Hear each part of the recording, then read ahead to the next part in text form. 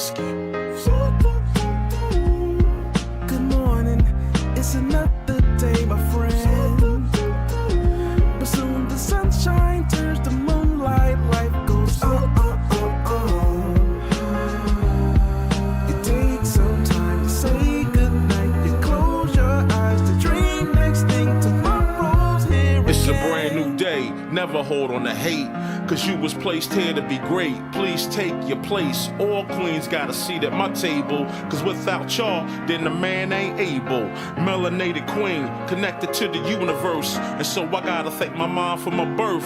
If hate is the curse, then love is the remedy. So I send you love no matter creed or identity. Until infinity, look at you like you kin to me. Even when we disagree, yo, you still kin to me. In other words, I can't bring you no trouble, can't bring you no beef, don't wanna see you deceased. Now if I'm coming at you, I'm coming with a business plan, cause every day I'm on some, yo, let's get this money, man. Yeah, and that's my real plans. I rest my head at night, I wake up, I got another plan. Good morning, it's another day, my friend. But soon the sunshine turns to moonlight, life goes on. You take some time to say goodnight, you close your eyes to dream next thing tomorrow's here again. It's a lot of high rappers tell me why we don't get money together, but we'll kill each other over whatever. Running down the freeway, we gonna own down. If Black Lives Matter, why we gonna own down? That's why they laugh and they think that we clowns. They hear what we say, but see how we get down. We gotta change that now, right now to be exact, cause hurting that man's moms is not where it's at now. Old school, new school need to learn, yo. They put us in groups so they can make more dough. The young versus the old versus the young, black versus white, you see the pattern, right? No unity, keep them all on some gutter-ish. This way they don't prosper and get rich. Yo, can't you see it's a trick? Just open your third eye and you'll see the full view of it. Now yo, what if the powers that be know that the real power lies within the people? That's us. And what if they using things like crayon colors, black and white, to separate the people? Hey, yo, you gotta wake up. Don't let them fool y'all.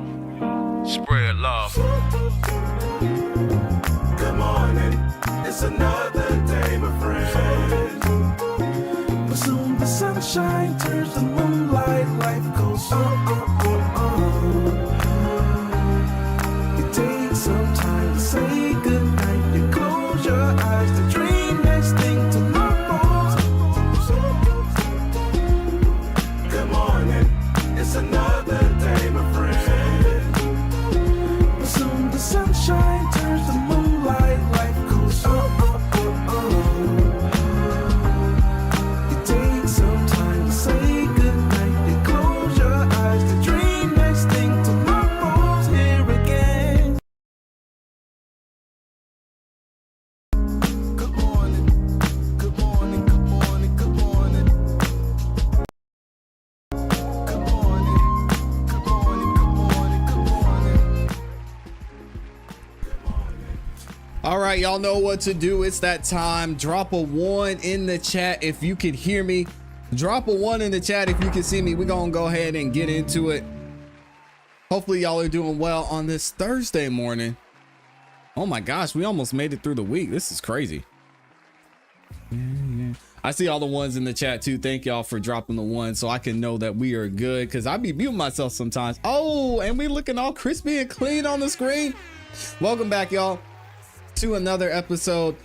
Well, it's another YouTube live stream and another episode of the Music Morning Show. I'm your host, ClassE Beats of ClassEbeats.com. Today, we are going to be reviewing some coverage that we missed from yesterday's trial proceedings in the YSL trial. As you know, there's no court today. I know a lot of y'all are disappointed, but we will be back with live court tomorrow. So make sure y'all stay locked in. If you haven't yet, like the video on your way in. Not only is it free, not only does it help the channel continue to grow, but it lets the YouTube algorithm know that y'all are enjoying the show and it shares it with more people.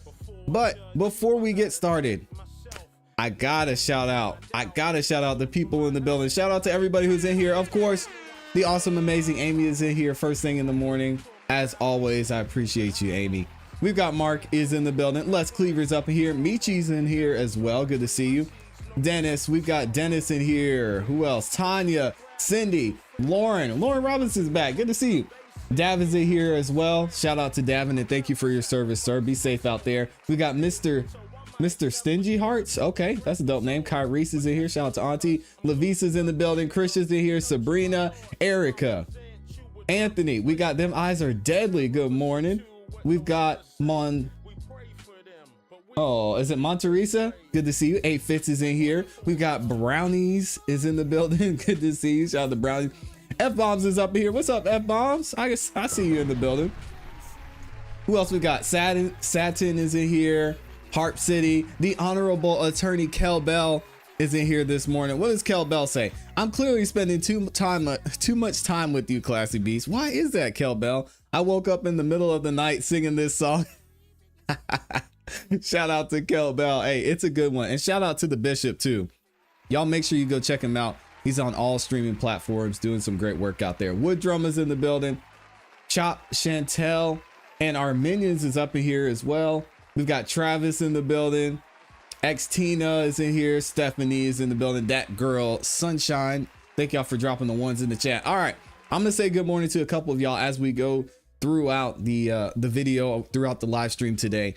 But again, we're going to go ahead and get into the coverage from yesterday afternoon when everyone came back from lunch. We really didn't miss too much when we broke. They brought in one detective from Forsyth County that gave a little bit of testimony that I don't think honestly was that pertinent to the trial.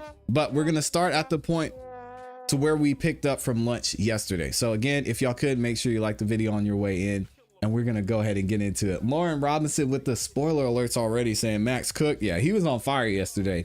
Did a great job for sure. Linfinity's in the building too. Good morning, y'all. Good morning. Good morning. All right, let's go ahead and get into it. Let me stop the music. And here we go. That any of the attorneys. Hey, Dr. EJ's in here. They want to Good morning, ask. Dr. EJ. Do y'all know that now, or do you just want to? Yeah, I will plan to be the one making the queries, and then I'll ask everybody if they've got any questions. And if you do at that point, you can let me know. Okay. All right. We need Dr. juror EJ number doing a good work out there. 387 out, please. Oh no, we've got another juror issue. Yes. Jeez. No. What? Not filmed. It can be like audio recorded, but not filmed. I mean, you can't film the juror. You can film the rest of us if you want to.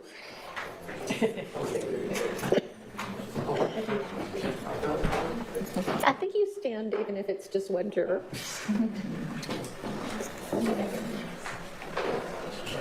Man, they got Yak in there dripping again. Who is in charge of Yak Gotti's wardrobe? They are killing it. Hey, if you could just grab a seat. I got a couple of questions. So I know that earlier this week, your employer reached out to you and inquired whether this this trial that you're on was over, and eventually just said, okay, just send me the next juror excuse note. And I have been in contact with the employer to find out exactly what got said. And so she shared with me y'all's text chain about that.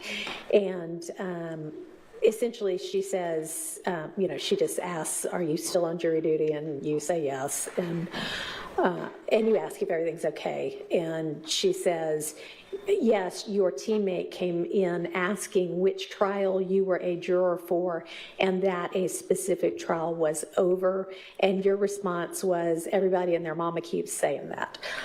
So what we would like to find out is what anybody might have communicated to you. And I know sometimes you cannot help if people just come up and blurt something out, and hopefully to say, I can't talk about the trial, but what has anybody communicated to you about? And you know that we started with 6 and we now have 2, and I instructed you, don't worry about the reasons for, but has anybody communicated anything to you? And if so, what? More Somebody so snitched the on the juror? decrease of the defense. Okay, That's been most of the communication where people assuming I wasn't here this week. okay, all right. And let me ask you one more thing, and then she, after you say that, she says, well, that's the reason I'm reaching out. And you said he was one of 6 That's are crazy. finishing the trial. Who do you mean by he? The communication when I got it was more so specific to say who wasn't here anymore and why they assumed the case was over. And who would you have gotten that communication The from? teammate called. The teammate that made it Oh, to her. okay. Called to specify what she meant. I didn't call her, she called me. Okay, and what did she This is communicate to you? crazy. Just that, Williams wasn't here. okay. And did she say anything other than Williams isn't a part of the trial anymore? No. Okay, I'm assuming him not being in the trial. meant the trial was over with. Okay, and do you recall the instruction I gave? Yo, that's crazy that their employer did that. So what I'm hearing is they called and it's like, hey, you need to come back to work. I know this trial's over because I heard Young Thug was at home. Don't be out here trying to get to abuse the PTO. You better get your ass back to work. And she was like, oh, no. The trial's still going on, but Young Thug's gone? Yo, that's crazy. You on Monday, you and the rest of the jury on Monday morning to essentially Oh my God. not speculate about any reasons why, and that shouldn't have any impact on your verdict or your deliberations. Because the communication with staff was just trying to figure out how we were supposed to address it. Okay.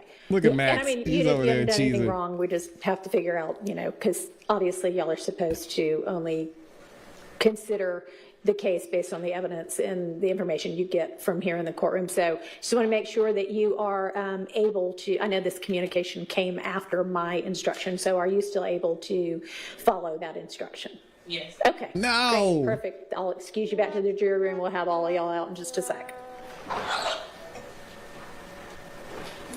I'll say, Your Honor, normally I would, but knowing that Thug was gone and some of the situation that happens, it just seems like to me that this trial is over. Jurors again, man, they're up here scared. They don't want to be held in contempt. I don't know what would happen to them. I don't know why these jurors don't want to get out of this trial. I would have taken every chance. And hey, if I got to sit a couple of days in jail for not being able to, I don't know what happens. What happens to them? Get out, man. Dang.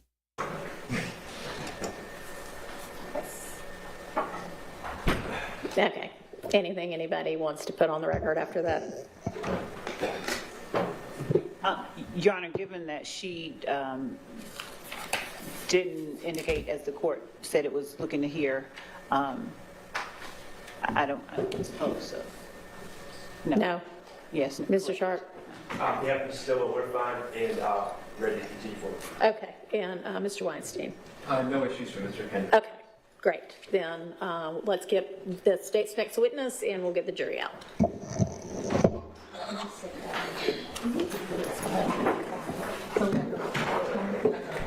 Not until we know which number it is.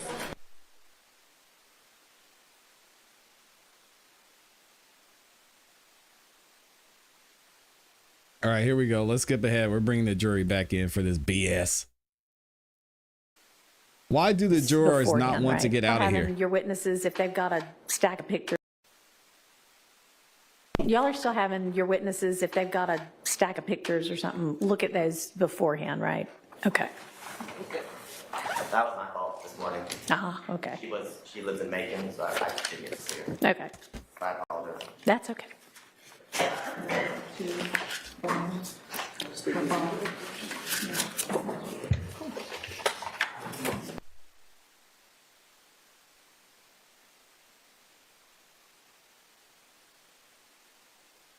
And thank y'all for the super chats. I'll be reading those throughout the show.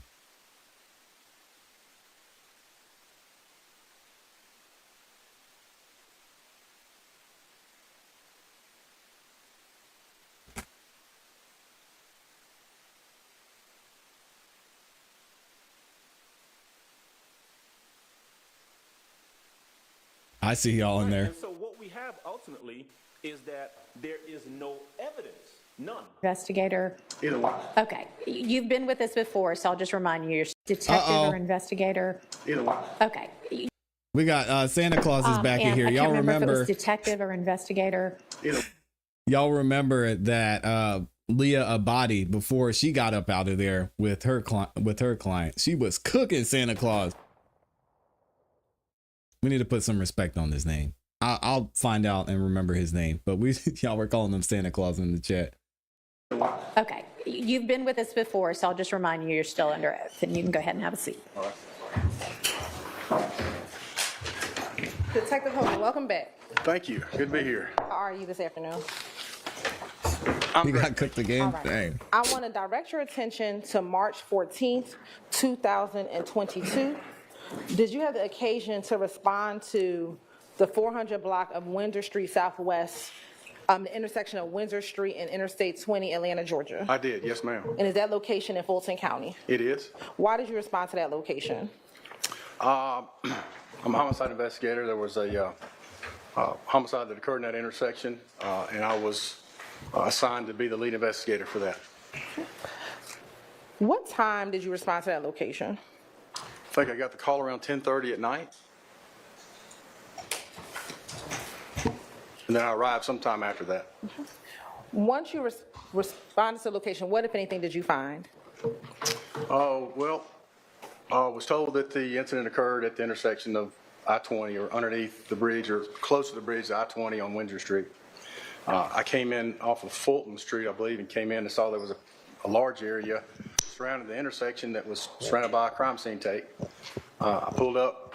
I was informed by one of my coworkers who was already on scene that the person that had discovered the car and the body was still on scene, and also I checked in with the person that was keeping track of the crime scene log, and I chose to talk with the person that discovered the body first. So I approached him first.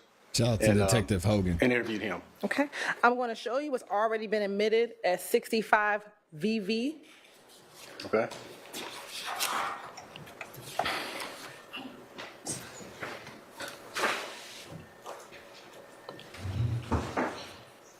I'm going to also show you 67 VV. Is that the area in which you responded? Yes, ma'am, it is. Now, you said you spoke with a witness on the scene. Do you remember that witness's name? It's Mr. Cheeseborough, I believe his name. Shout out to Mr. Cheeseburger. And was he able to provide you information? Without telling me what he said, was he able to provide you information? Yes, he told me what his experience was there, yes. Okay. Were there any other officers or investigators assisting you when you arrived on scene? There were, I think Sergeant Butler was there from homicide, as well as a Detective Churchill was already on scene. Those are the two I remember offhand that were there. I know Detective Butler, or excuse me, Sergeant Butler, I was at home when I received the call, so I had to come from home. They were in the office. Sergeant Butler had checked the camera and knew that there was a camera at that intersection, and he happened to save the photo.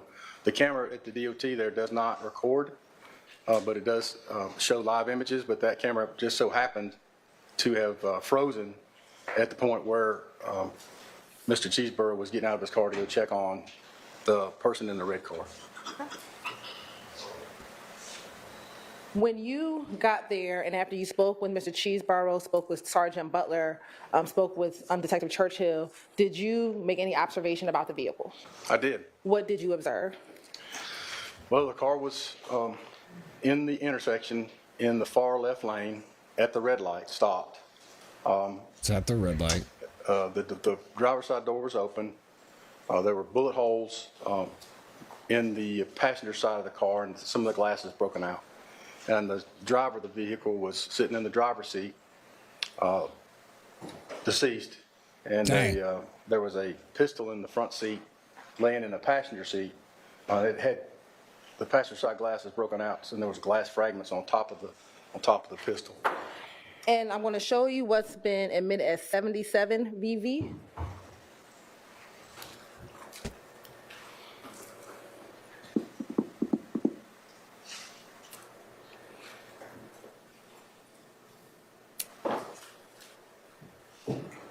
There you go.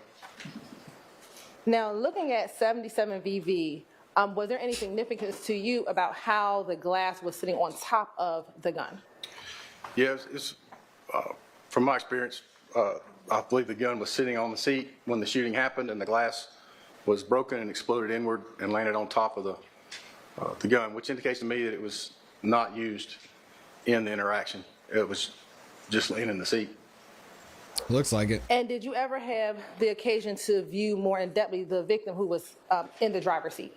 I did, yes. Did you notice anything with the victim when he was in the driver's seat?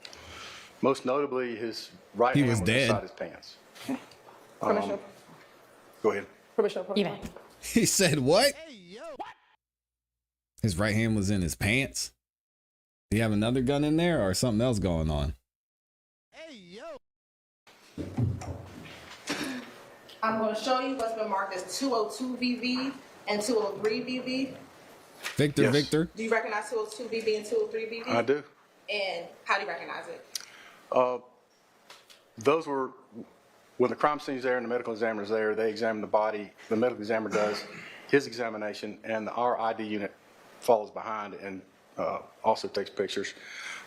These photographs are of when the medical examiner was examining the body, and he was pulling back the pants to see what he was holding on to. Okay.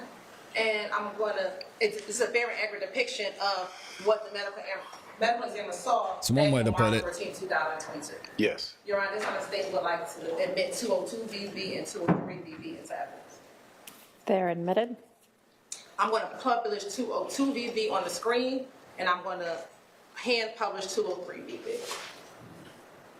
Looking at 202 VV, is that how you found the victim's hand when you walked around and saw the body? Yeah, the medical examiner's pulling his pants back, but it's very similar, yes. Okay. And then looking at 203 VV, is that where his hands were? Yes.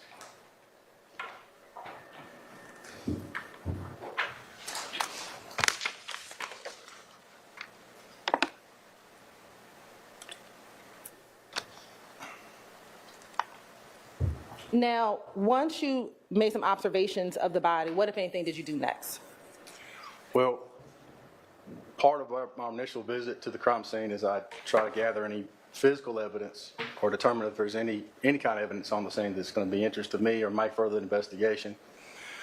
In this particular instance, we did a very thorough search for any shell casings. So obviously, we assumed there should be some shell casings in the intersection or at least near the car because of the amount of the shots that went into the car.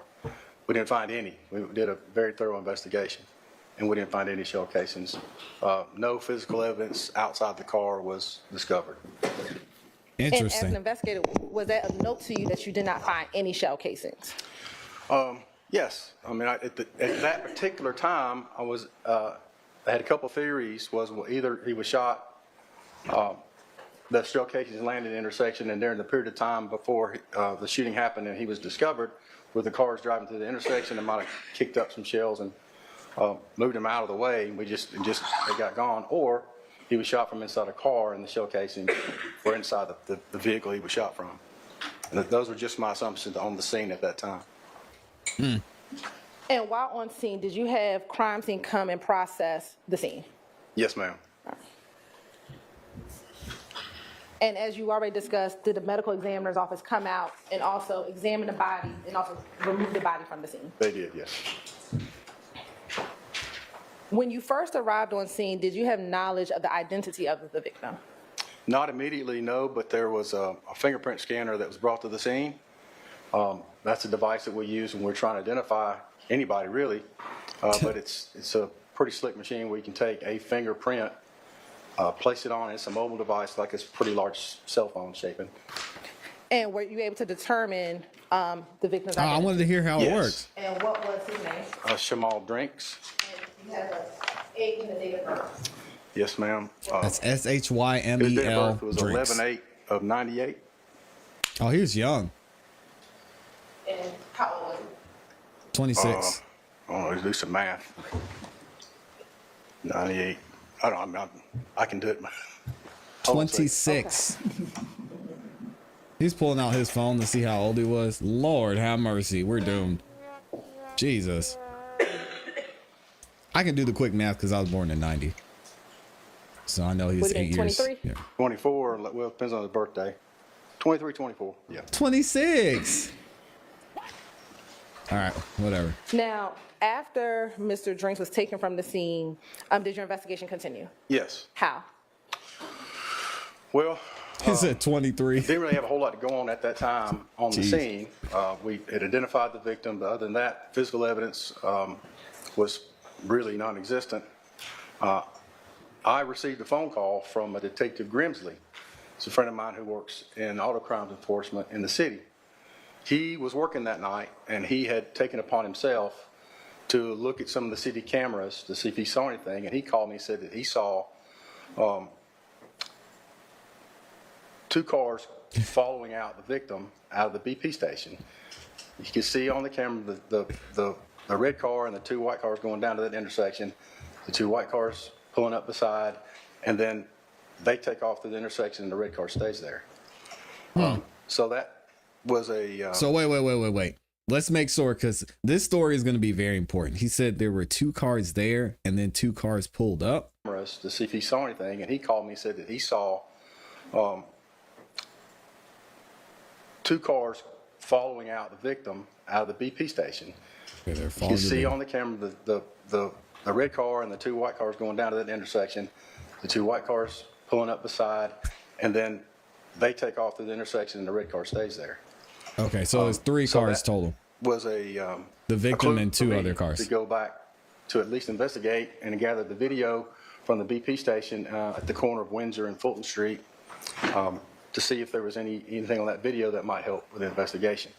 Did you initially try to look at the city cameras that Grimsley first observed what he told you? I did. I looked at them.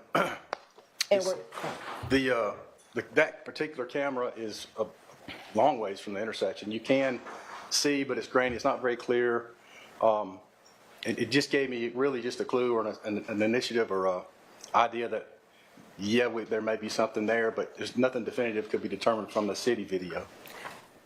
and the cameras that he was looking at, did you know where those cameras were located? I'm near Richardson, I think. Richardson and Fulton Street. Richardson and Fulton or Richardson and Or Windsor? Windsor, I'm sorry, yes. Permission to approach, Your Honor? You may. I'm going to show you what's been marked as Yeah, I don't know. 217 Victor Victor and 218 Victor Victor. Yep, Tell me if you recognize 217 and 218 Victor. I do. How do you recognize 217 and 218 Victor Victor? Both of those pictures are taken from Windsor Street at Richardson, where the camera's located. And do those appear to be fair and accurate depictions of the area of Windsor and Richardson Street? Fair and accurate depiction, Fulton and Windsor Street. Windsor and Richardson Street. Yes, Right, Your Honor, this time the state would like to admit 215, 213 VV 218, or 217 218. 217 and 218 VP into evidence. That's your admitted. Permission to publish. You may.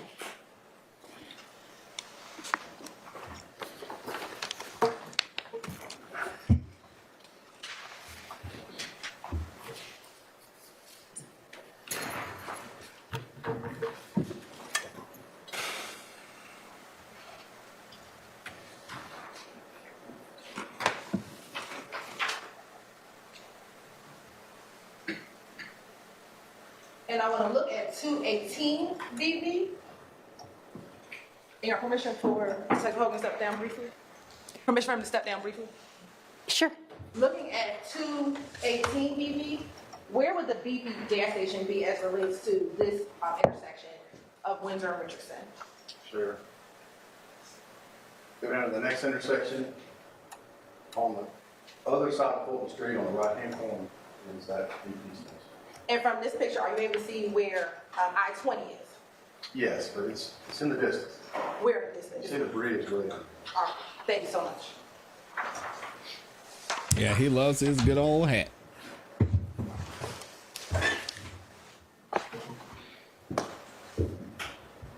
Now, did you ever go and obtain the surveillance video from the BP gas station? I did. Did you obtain any other surveillance video? I did. Okay, where else did you obtain surveillance video from? From the BP station, King's Liquor Store, which is in the same building behind the BP station downstairs. And then there's a FedEx building on the west side of Windsor closer to the intersection of Windsor and I-20. And did you view the surveillance video that you obtained? I did. And did you find anything of note on those surveillance videos? I did. All right. And have you had opportunity to look at those surveillance videos as well as a compilation video in preparation for your testimony today? Yes, ma'am. Your Honor, permission for me to sit while I publish some videos? Thank you. You may. You said I need to sit down for a second. Thank y'all for the super chats.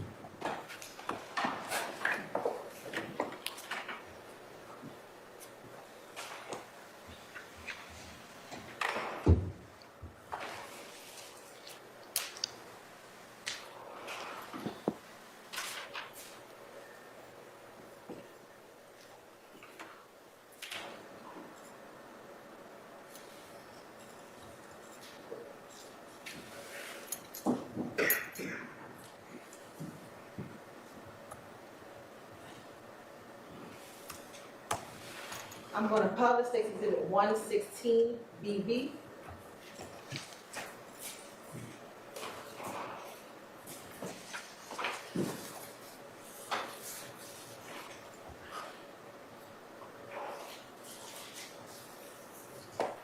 Can you orient the jurors as to what they're looking at in 116 BB in this particular surveillance video? These images are from an elevated position in the front of the BP store. At the top of the screen is Fulton Street. It runs east and west. Off the screen, but to the right side of the picture, is Windsor Street that runs north and south. And I'm going to begin publishing at 39 seconds.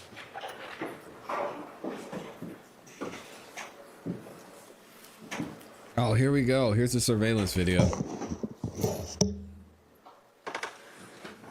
So the red car is the one that got shot.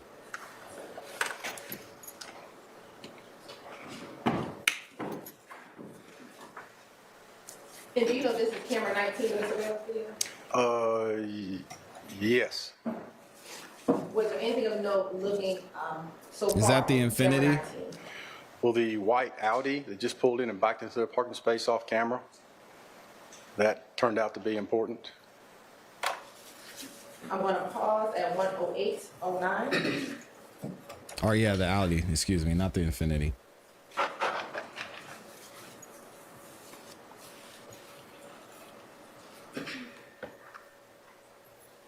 Next, we're going to go to camera 3.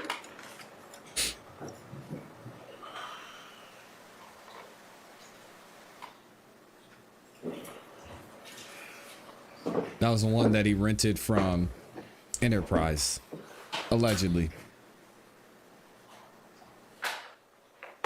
Beginning at 00.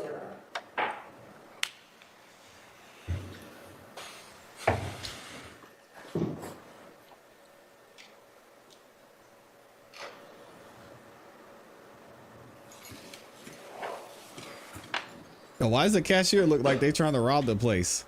They got a hoodie and gloves on. At 17 seconds. That's Do you wild. see anything that occurs in the top left corner of the video? Yes, ma'am. That's the Audi that backed into the parking space when it went off camera on camera 19 and backed into the front, from near the front doors of the store. And this camera angle just barely caught the right rear of the car backing into space. And I'm going to continue playing at 18 seconds.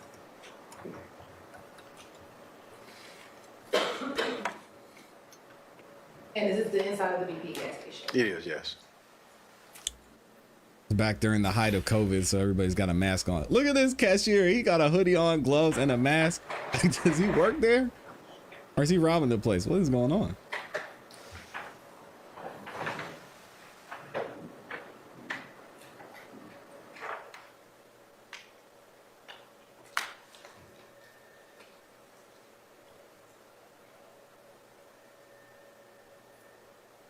Pausing at 1 minute and 2 seconds. Was there anything of note for you in that frame? Yes, ma'am. I determined that the person who just walked in with a pink hat on was involved. Your Honor? Yes. Just moving forward, I'm just going to object to conclusory statements. Sustained. Yeah, keep your mouth shut, Senator. Disregard that last answer. Disregard, guys. Was there any person of interest to you? What was his name? Logan? Portion of the video. Detective Logan? Without There- saying why, was there a person of interest? Yes, And who was the person of interest? the person in the pink hat.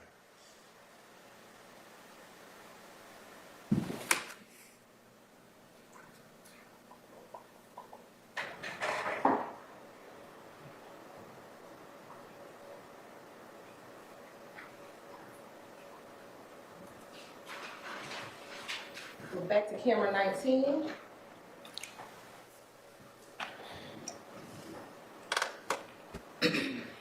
Hogan, not Logan. Thank you, Mark. Yes.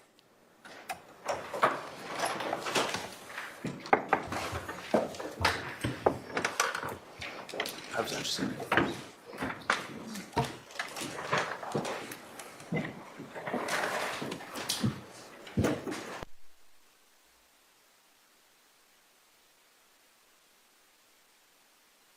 All right. So we're taking a break. Let me read some super chats real quick while we take the break.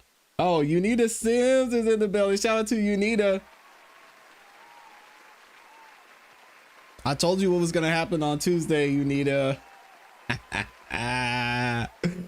Shout out to Belfast BMAC in here, 10. Became a new member. Appreciate you, family. We've got Alexandra Copes in here. Dropped a 5-bomb. Said, good morning, ClassE. Did they find the missing watch? Because that cop looks like he had the watch on. Testified. Oh, no. Don't do that. Don't do him like that. And then we got Michi in here. Drops the 10-bomb.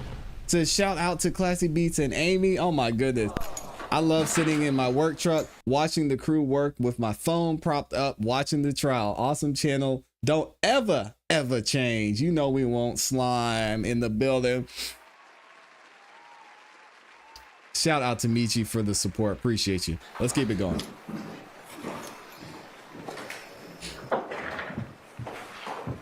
Y'all say a prayer for Unita. It's going to be a rough 4 years for her. Phenomenal RN hasn't been back either. We're going to fast forward to 1 minute and 59 seconds.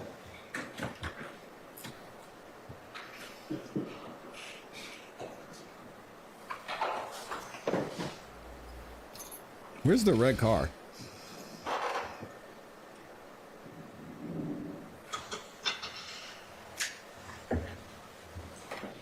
Shout out to John Elliott. There it is. A note to you in this particular round. There's the red car. Yes, I was interested in the white car that just pulled into the gas pumps and the occupants of that car. And there's Yes, two white cars, one that's kind of backing up, and then one at the pump. You say, that's correct. Yes, at the gas pump. thank you. This one here.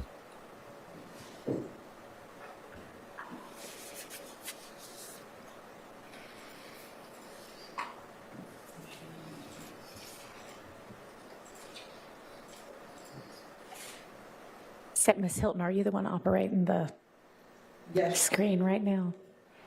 Okay, if you recall what we discussed at the bench, I'm just trying to get some stuff. maybe y'all need to leave that with Ms. Knight. What did they discuss at the bench? Oh, so that's not the car yet? Okay.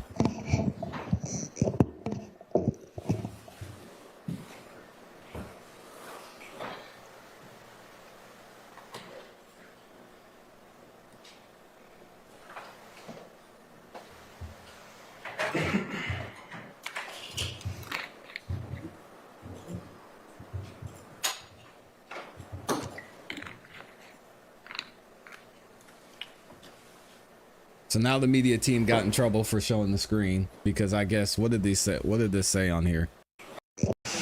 The victim leaves, followed by two white cars. White car enters BP parking. Victim car enters parking. I mean, I don't know what the issue would be. What do they have here? Remaining witnesses. 2103. I wonder what they talked about. Maybe y'all need to leave that with Ms. Knight.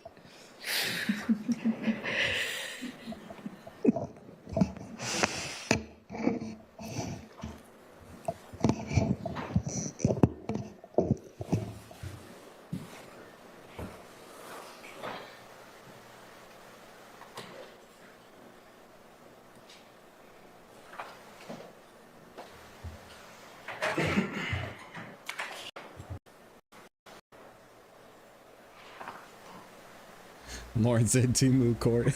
Oh my God. Did you see the individual that got out of the white vehicle and turned to the store in this way? Yes.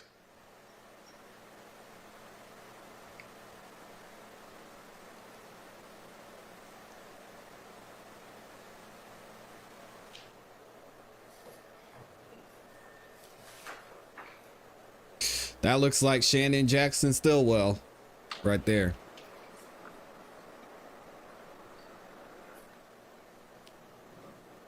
For the record, which individual walked out of the white vehicle? Was the individual in the beige outfit? Person that we have with a beige jacket and the green hoodie underneath.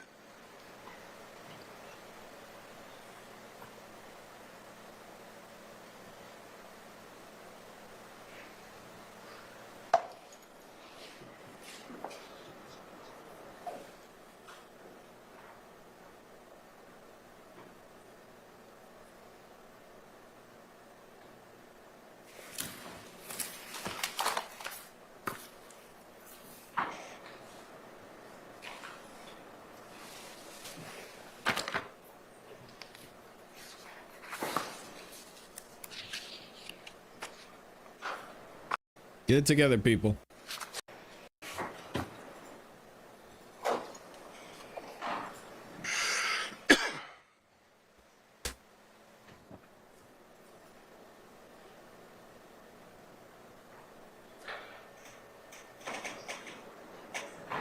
And looking at the video, do you see in this upper corner outside of the store that same white Audi? Are you able to see it? Yeah, you see the tail light shining through the window. And is that here where the arrow is pointing? Yes. You can see the door just opened and somebody exited the driver's side and is walking in. Where? Right here? I can't see all that.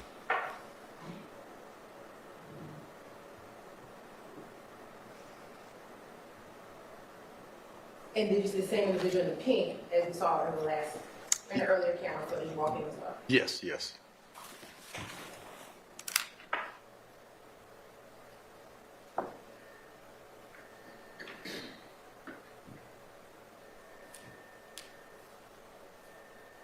What's up, Wave Lord?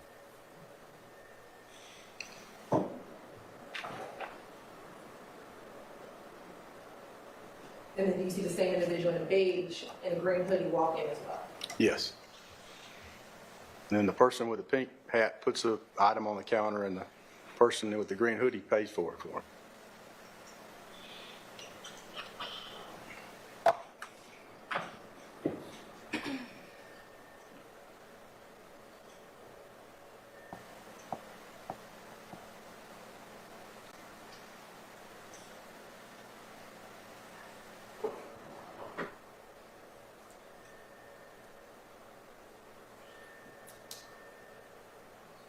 And the third individual that just walked in, was there anything of note for that individual for you?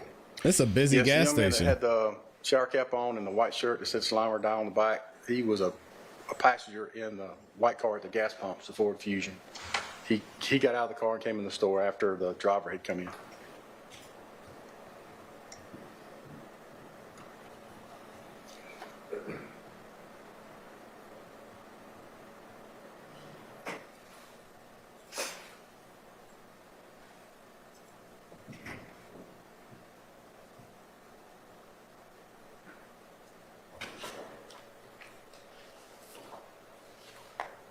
And this time can't be right because it looks dark. At 4 minutes and 14 seconds in the video, come back into the store. Yes, he had walked back to the car and then walked back into outside the store and made another purchase.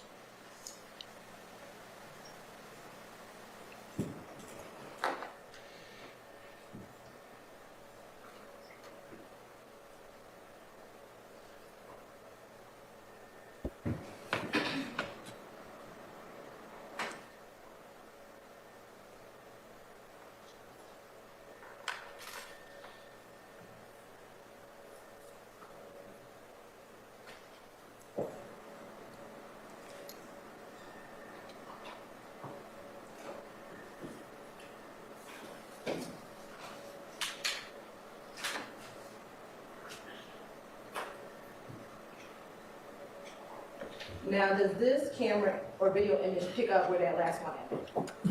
Yes. And we'll start at 03 seconds in the video?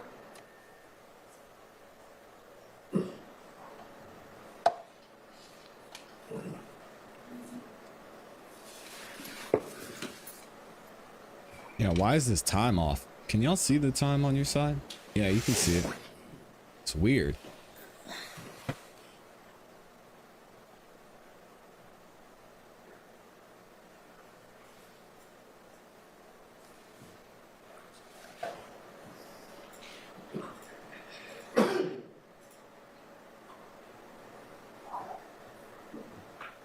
And we're going to pause at 48 seconds within this frame.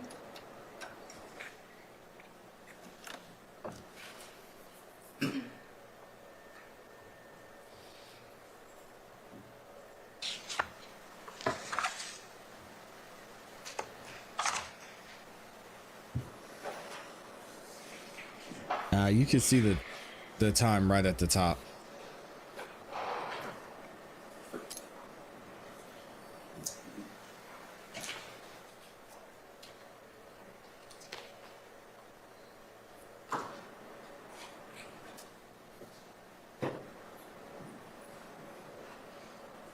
Starting back at camera 19 at 00, we're going to fast forward to 1 minute and 13 seconds.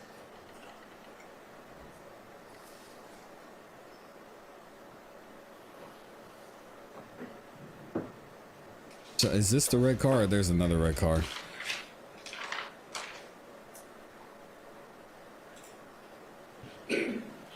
So there's a red car there. Maybe it's this one. The red car pulling into the gas pumps there now is the victim, Shymel. Oh, okay. There we go. He's alone in the car. Is that the same red vehicle that you see at the light? That is, yes. Yes. And you see the driver of the Ford Fusion walks up and gets in his car.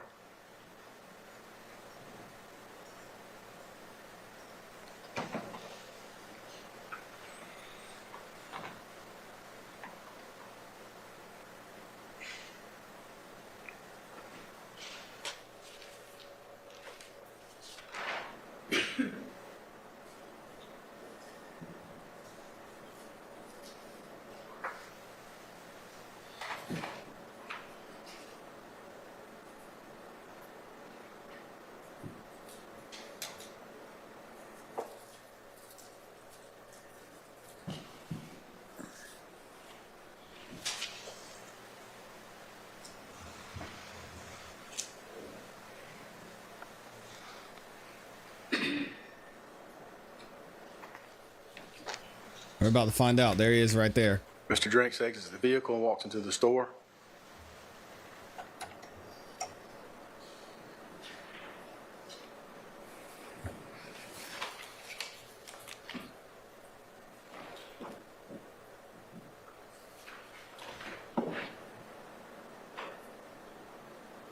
We'll fast forward to 3:47, 59.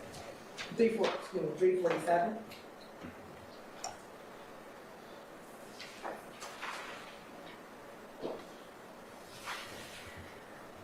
There he goes back to the car. And then Mr. Drakes returns from the store into his car.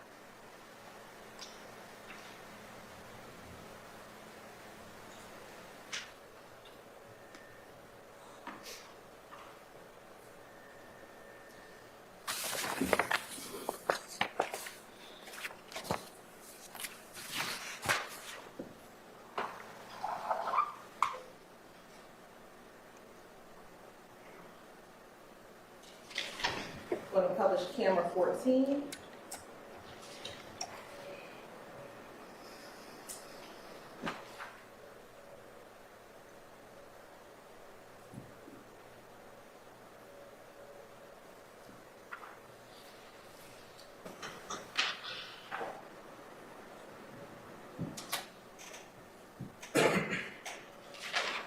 Beginning at 2:04.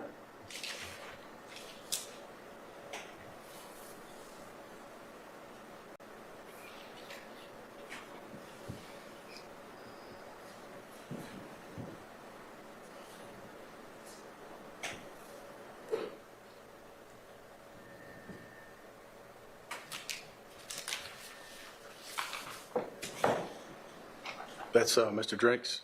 Shymel, Walking rest in with the peace. gray sweatpants and a black hoodie.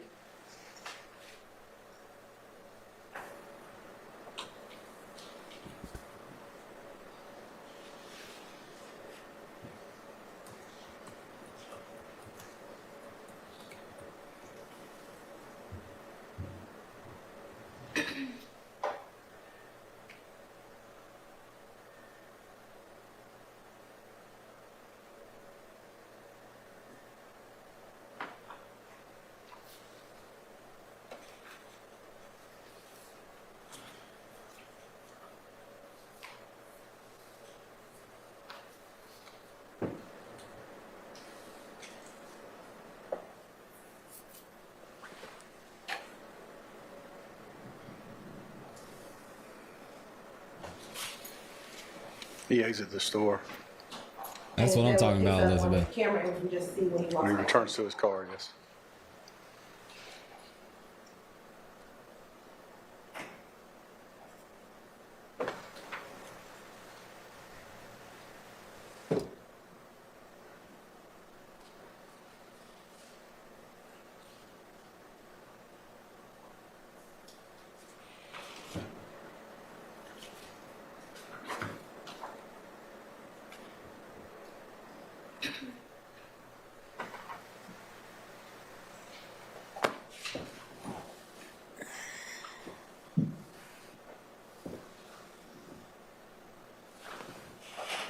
Yeah, we're gonna get there, y'all. Showing back camera 3 at 14 seconds.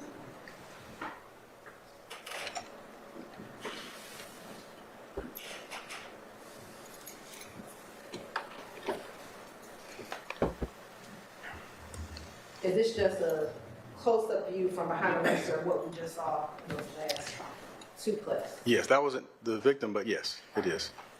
Was that the other individual that we've been talking about? It's the driver of the white Fusion, yes.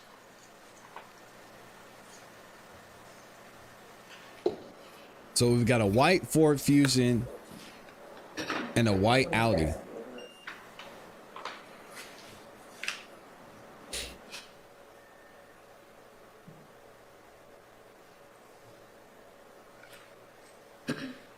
Starting at 1:43.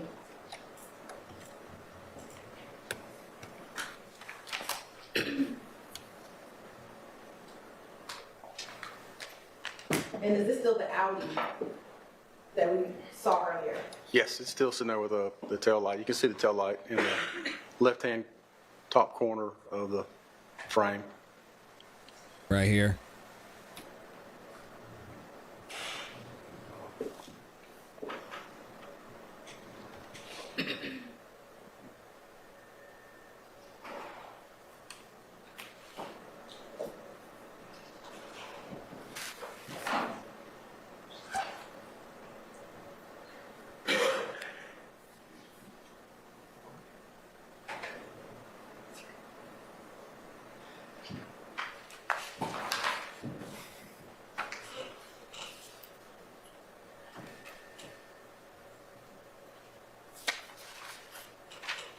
These two guys look like they knew each other.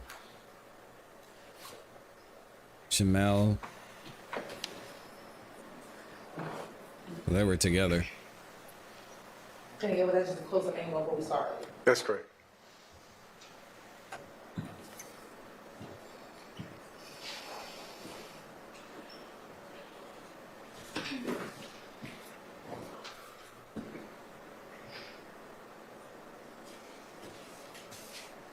And going back to camera 19.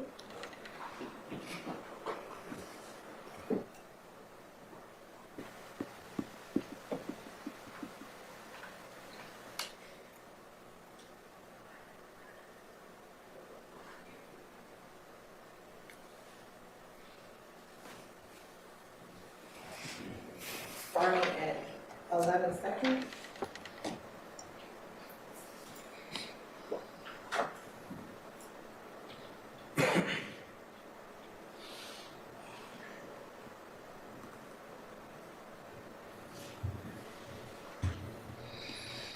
Do you still see the red vehicle and white vehicle both at the front? Yes. this one.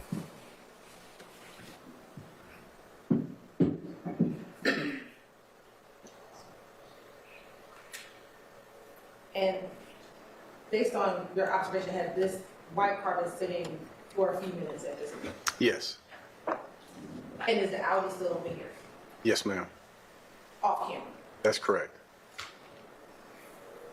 This car in the Audi is somewhere over here.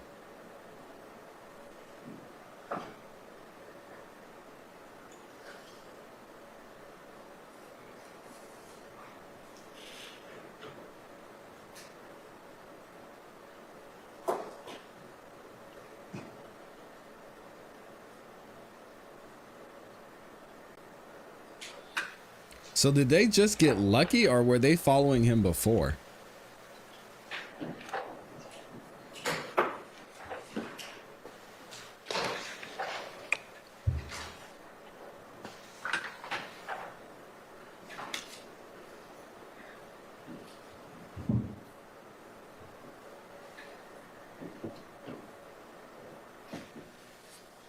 And is the red car pulling off?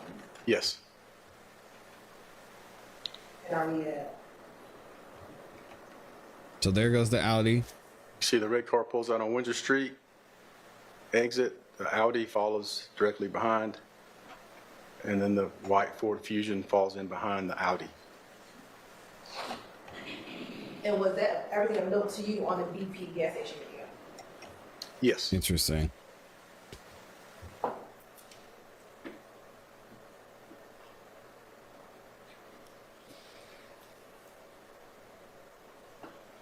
That's crazy. All of them just happened to be at the gas station at the same time.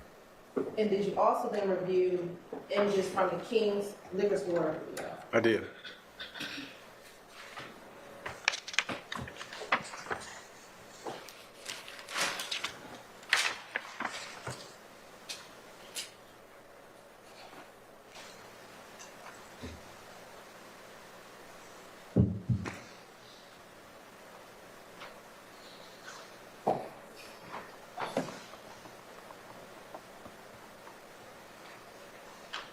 That's a crazy coincidence.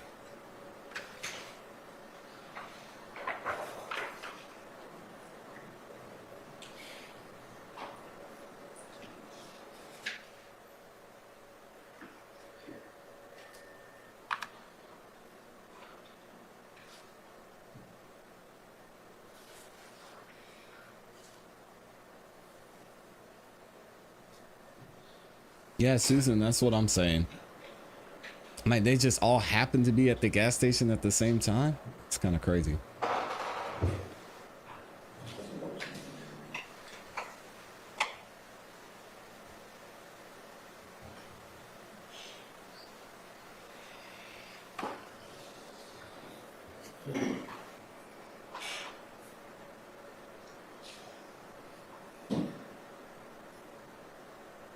And we're going to begin 36 minutes into the video.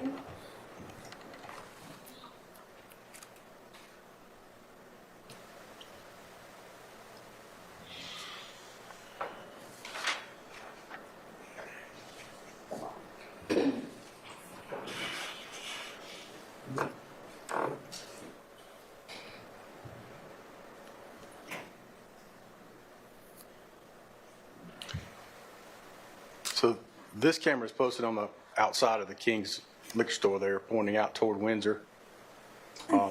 It's not as detailed, it's a little further away. It's not as high quality of an image as I was getting from the BP, but I was able to see from that vantage point. And is this Windsor Street right here? That's correct, yes. And on the bottom of here, while there's a toolbar cover, is there a timestamp at the bottom of the video? Yes, ma'am, I believe so, yes.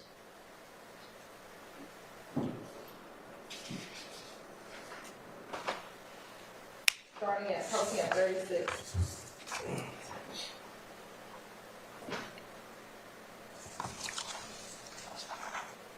Okay, do you see the timestamp down at the bottom? I can't see it, no. You can or cannot? I cannot. But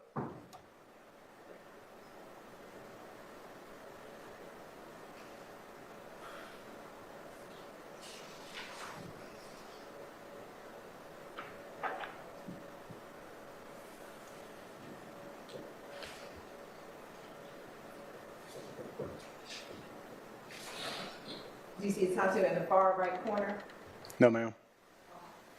Look behind you. Oh, yes. And what was the, It's not on this one. I'll just.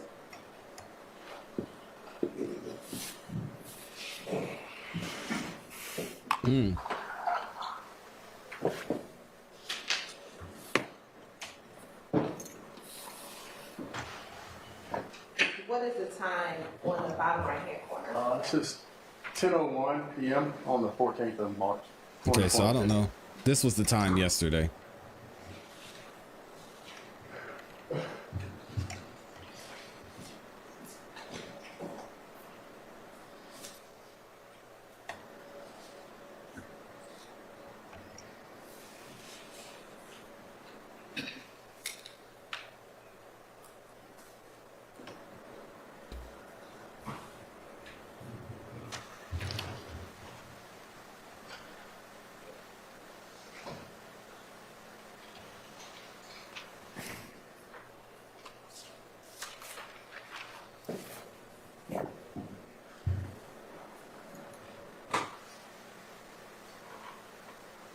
You see that That's the red car? red go by? car. Yep. Was that approximately 10:01:08? Yes, then there's a white car closely followed behind it.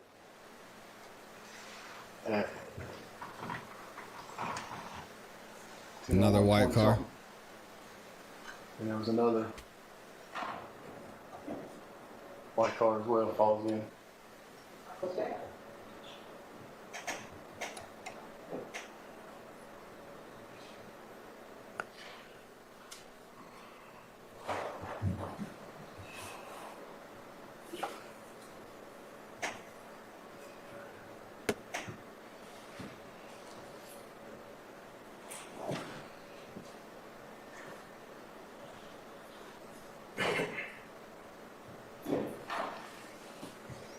It's a red car. Is this the red car? There you go.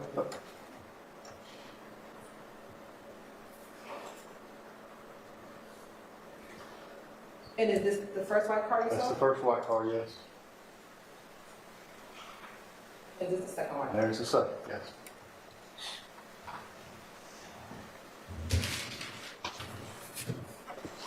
It's difficult to determine make and model from that vantage point, but the colors were the same. Well, then it had to be the same car, right?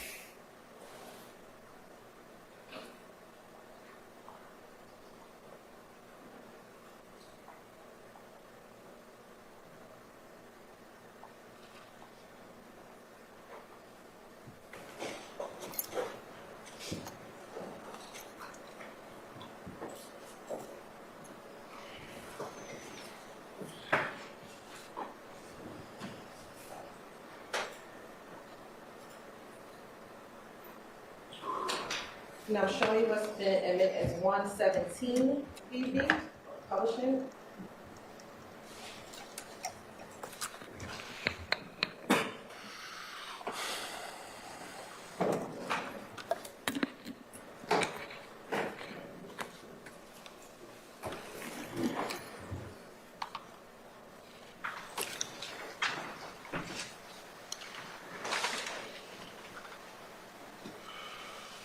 Looking at what's been admitted as 117 BV. Where's this surveillance video from? This is from the FedEx building. It's on the west side of Windsor. The top left-hand corner is where you see the light shining. That's the intersection, the red light intersection just before you go under I-20 at Windsor Street. And is this the light right here where where the hand is circling? Yes.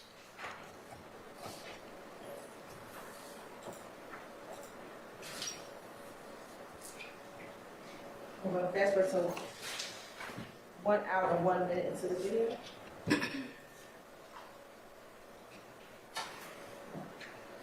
Yes, Chris, I'm live. This is from yesterday. Sorry. Started at approximately 1 hour and 44 seconds.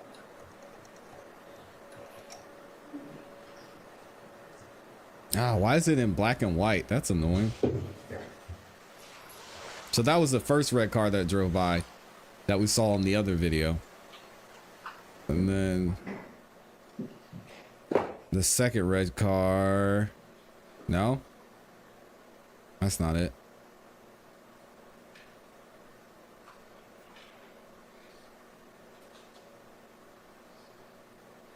Maybe it was. I'm gonna just let it play out.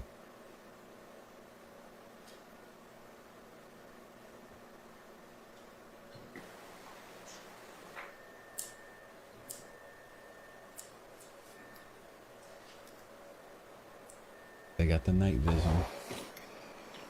The car that just pulled up to the light now is stopped. That's the red vehicle. This car right here? Yes. The Audi, the first car to follow the red car out is the Audi, the white Audi. It's right next to it. That right here? Yes. And then the Ford Fusion is right to the right of that. That right here? That's correct.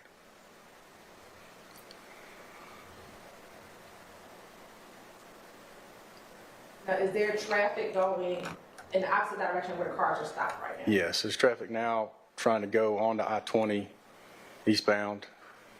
And so the car where Mr. Drinks and the two white cars are a red light? That's correct. It's a red light now. And the Audi takes off through traffic, through the red light, as well as the white car, the Fusion. So the Audi and Fusion go through the red light? Well, the Audi did, yes, ma'am. And was there still oncoming traffic coming as they were going through that? Wait a second. What the heck? So the traffic light, this light was red, and these two cars took off, and then this other white car pulls up. It would have made sense that he was sitting there if they took off through traffic, like he said, The though, car right? that just pulled up to the light now is stopped. That's the red vehicle. This car right here? Yes. The Audi, the first car to follow the red car out is the Audi, the white Audi. It's right next to it.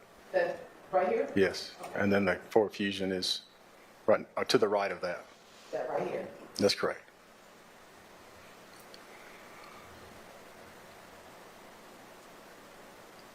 Now, is there traffic going in the opposite direction where the cars are stopped right now? Yes, there's traffic now trying to go onto I-20 eastbound.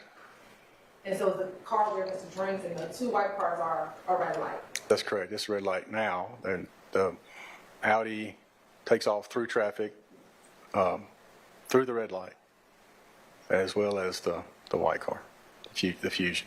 So the Audi and Fusion go through the red light? What is this car doing? Well, the Audi did, yes, ma'am. And was there still oncoming traffic coming as they were going through that light? Yes, there was. And then that car did a U-turn, which is a little odd. Isn't it though?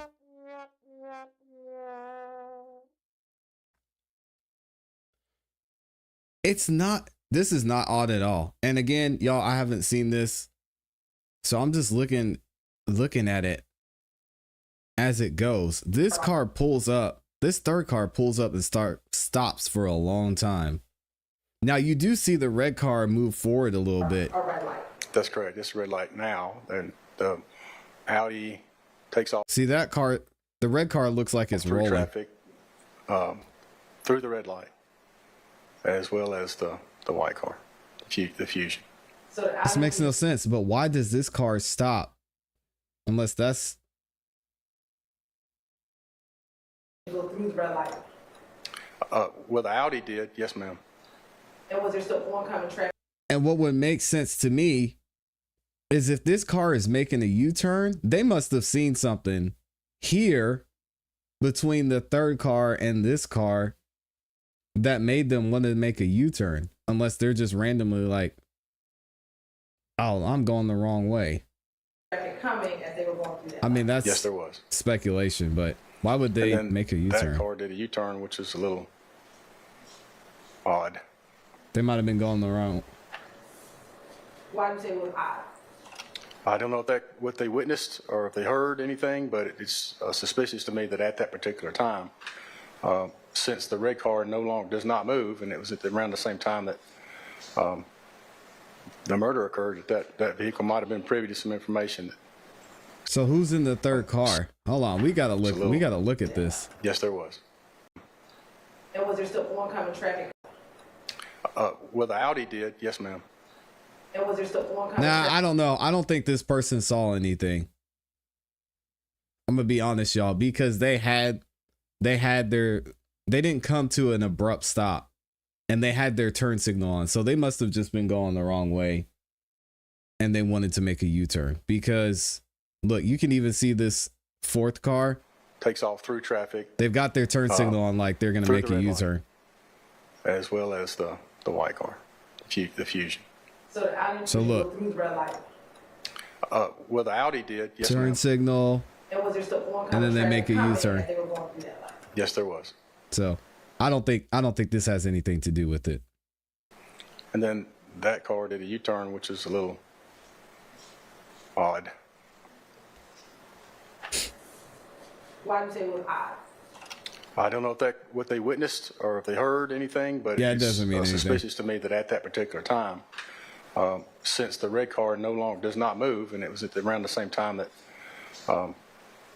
the murder occurred, that vehicle might have been privy to some information. It's my assumption.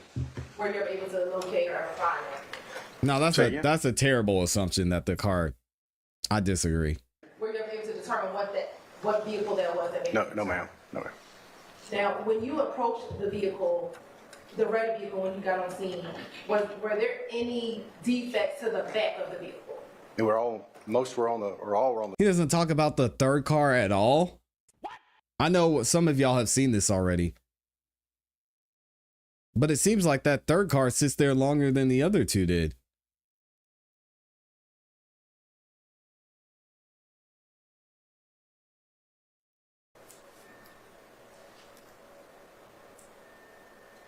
I mean, can we see anything? Can we see the shots car being that just fired? pulled up to the light now and stopped. That's the red vehicle.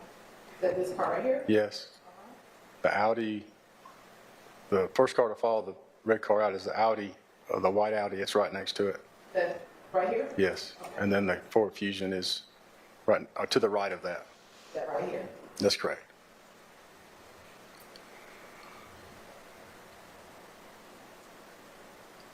Now, is there traffic going in the opposite direction where the cars are stopped right now? Yes. There's traffic now trying to go onto I-20 eastbound. And so the car where Mr. Drinks and the two white cars are a red light?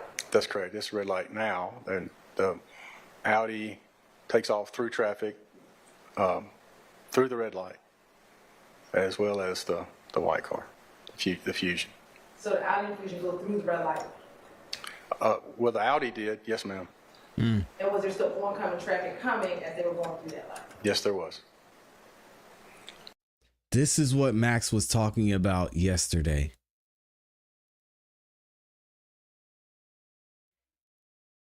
This is brilliant. Again, I haven't seen the cross-examination yet, y'all. But if you watch the car, the brakes get hit twice. And when he questioned the medical examiner yesterday, Max Shart said, so when this person got shot in the back of the head and that bullet hit the base of their skull, would they have been unconscious immediately? And the medical examiner said, yes. He said, and I know things happen, like their body twitches, after they've been deceased. Would there have been any movement? And that's why he asked this question, because look at this. The brakes get hit twice.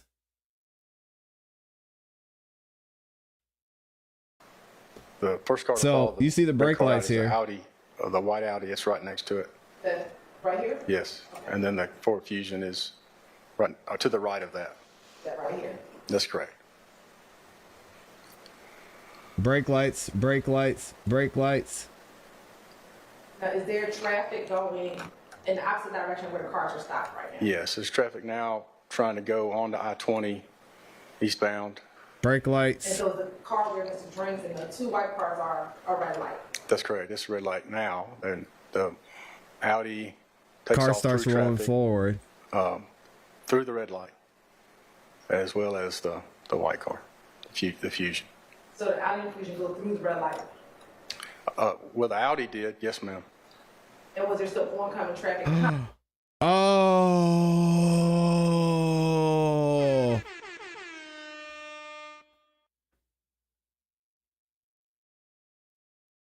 Y'all see that? You can see the brake lights. Look at that. Eastbound. And so the car where Mr. Drinks and the two white cars are a red light. That's They correct. pull It's red off. light now. They And both pull the off. Car starts Audi rolling forward. Takes off through traffic, through the red light. And he as well stops as a little bit. The white car, the Fusion. This car So pulls the up. Audi Fusion go through the red light. Well, the Audi did, yes, ma'am. And was there still oncoming traffic coming? The car moves forward and then hits the brakes again.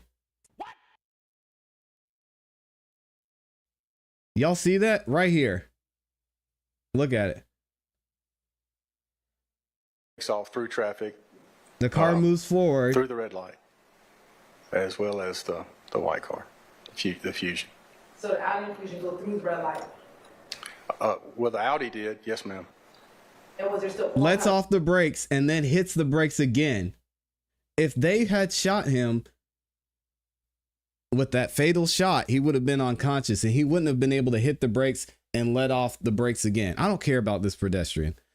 I'm looking at this because this is where it all went down. And that all happened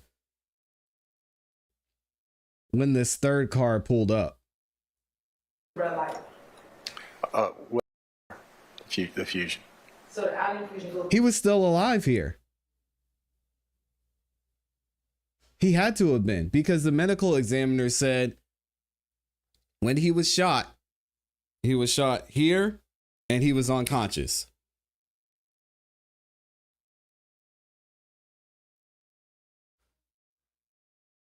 through the red light. Well, the Audi did, yes, ma'am. This is And was crazy. there still oncoming traffic coming as they were going through that light. Yes, Car there was. moves forward.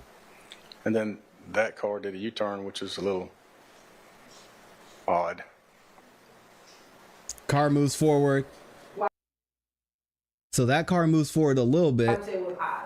and then he lets off the brakes I don't know what they witnessed and then hits the brakes again. or if they heard anything, but it's suspicious to me that at that particular time, Yo, this is crazy.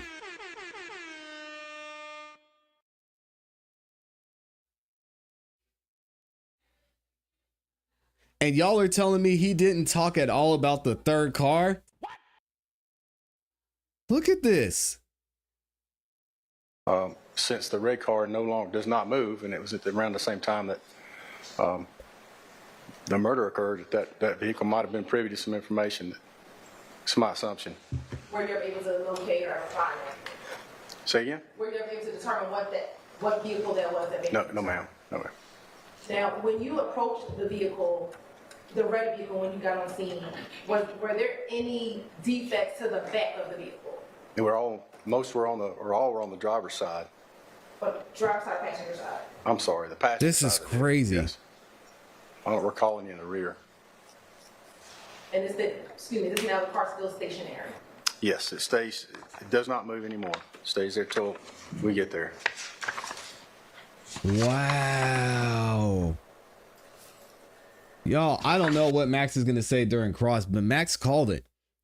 And I guess he's seen this video before, but when you watch what happens, there's no way that the two cars before that killed this guy, because he lets his foot off the brake. The car starts to move forward. And then he puts his foot on the brake again. And then when this third car pulls up, his foot's on the brake. And the medical examiner said the fatal shot was here. And that shot would have made him unconscious. He would have slumped forward and his leg wouldn't have been twitching, pressing on the brake.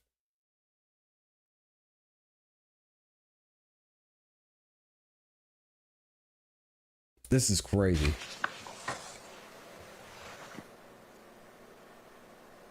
I'm going to fast forward to 127. And as I fast forward, is the car still sitting there? Yes, ma'am. Yeah, he was gone.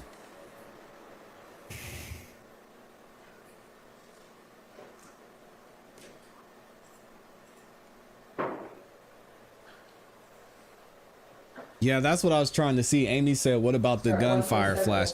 That's what I was trying to see, but I didn't see it. Yes.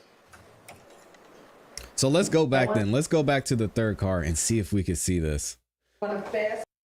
It's going to be hard to see. Okay. This is so important, y'all. That car. As well The car. This is crazy. The car moves. The car moves after they've left. How could you think how could you think these two guys or somebody in these two cars was the shooter if the car moves? We're gonna try. We're gonna see if we can see something. I know it's hard, but this is crazy. Right.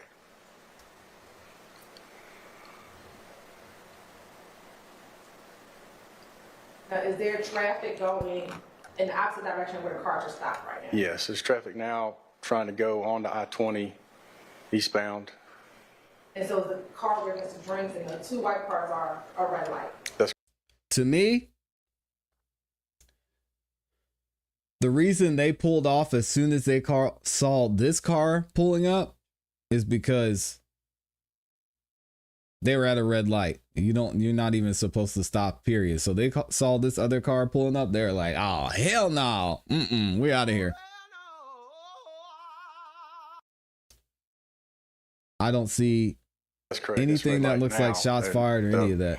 Audi takes off through traffic, through the red light. As well. The car moves forward slightly because you can see it. At first it's here and then it moves forward here. That's correct. It's red light now. And they were all probably thinking the same thing. This Mr. Drinks couldn't go anywhere because he was in this far left lane. So where's he going to go? The middle car is like gone. The other car goes this way and he was about to get out of there too. This other car pulls up. What happens? Audi takes off through traffic, through the red light, as well as the...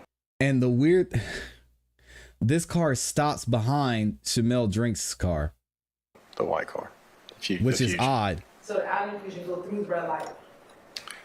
Well, the Audi did, yes ma'am. And was there still oncoming traffic coming as they were going through that light? Yes, there was. And then that car... Y'all, this is wild. This is absolutely insane. Well, the Audi did, yes ma'am. And was there still oncoming traffic? All right, he lets off the brake and presses the brakes again here. He was alive. He was alive here. You can't, according to the medical examiner, that shot would have made him incapacitated, unconscious, and he wouldn't have been able to press on the brakes and let his foot off the brakes. That car, the Fusion. So y'all see any shots here though? Well, the Audi did, yes ma'am. And was there still oncoming traffic coming as they were going through that light? Yes, there was. And then that car did a U-turn, which is a little odd. Why do you say it was odd? I don't know if what they witnessed or if they heard anything, but it's suspicious to me that at that particular time, since the red car no longer does not move, and it was around the same time that the murder occurred, that vehicle might have been privy to some information. It's my assumption. Were you able to locate or find it? The world's end. If a car, let me tell you something. I don't know where you're from, but he says the Audi had a clear shot. So why run a red at that point? The third car has definitely had the optimum hit. Yeah, you can't. If the car pulls up behind you at a red light at, what was it? 10, 11 o'clock at night, you just go. You got to go. Say again? Were you able to determine what vehicle that was that made it? No, ma'am. No, ma'am. Now, when you approached the vehicle, the red vehicle, when you got on scene, were there any defects to the back of the vehicle? Most were all were on the driver's side. But driver's side, passenger side? I'm sorry, the passenger side of the vehicle, yes. I don't recall any in the rear. And is now the car still stationary? Yes, it does not move anymore. It stays there till we get there. He said most, but there wasn't any damage to the rear of the car. What vehicle that was that No, no, ma'am. No, ma'am. Now, when you approached the vehicle, the red vehicle, when you got on scene, were there any defects to the back of the vehicle? And all were on the driver's side. But driver's side, passenger side? I'm sorry, the passenger side of the vehicle, yes. I don't recall any in the rear. And this now the car's still stationary? Yes, it stays, it does not move anymore. It stays there till we get there.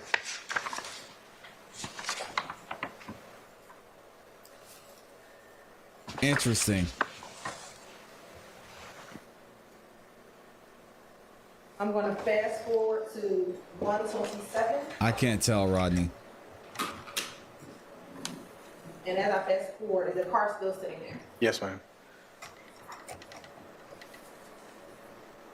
Like, you don't stop at a red light, especially if another car pulls up behind you. Man, you should have been gone. This is insane. Start at 127.02. And at 127.02, is the car still sitting there? Yes.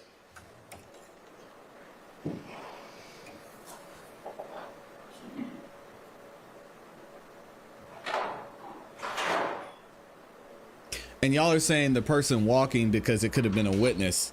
We could have asked them when they heard the shots, possibly. Dragon Woods, there is no court today. We'll be back in court tomorrow. There's just no way. And do you see your car pull up on the opposite side of the street to the red car? Yes. This must be Mr. Cheeseburger. And based on what you know, was that Mr. Cheeseburger's car? That was, yes. And was that approximately 127, 1 hour and 27 minutes into this video? Yes. And the car I can't was zoom in. getting at 1 hour and 1 minute into this video. That's correct. Howdy Girl said, zoom in, you can see. I don't think I can zoom in on this. Yeah, YouTube. I can't zoom in. I would have to put this into something else. This is crazy. They got the wrong guy.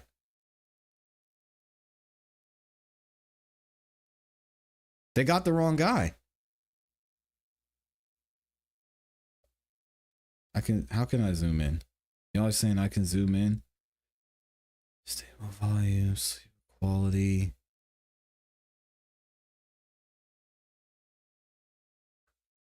Zoom in on my phone. All right. Yeah, I can't do it on desktop though. You may. Have you had an opportunity to look at a kind of This a is compilation video crazy. of all of those 3 videos kind of spliced together? Yes. And did that appear to be a fair and accurate? Is this what's contained in 250 BB? Yes. Yeah, I won't let you zoom in on A YouTube. fair and accurate depiction of those surveillance images that we just watched. They were, yes. They are. You're right, this time to say we're like a trigger in the mid 230 BB.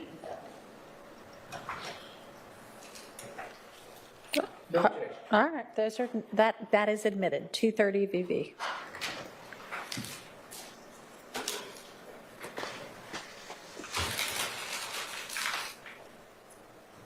I'm trying to look at it on my phone, y'all.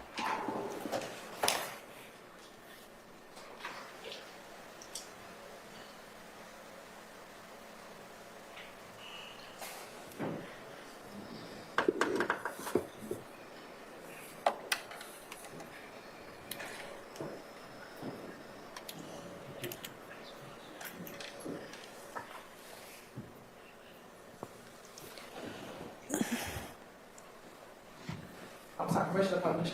You may.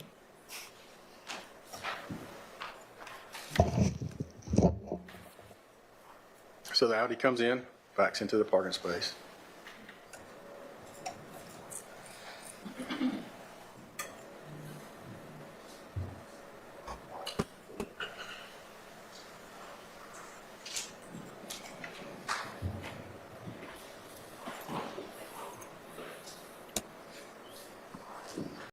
The third car is the shooter.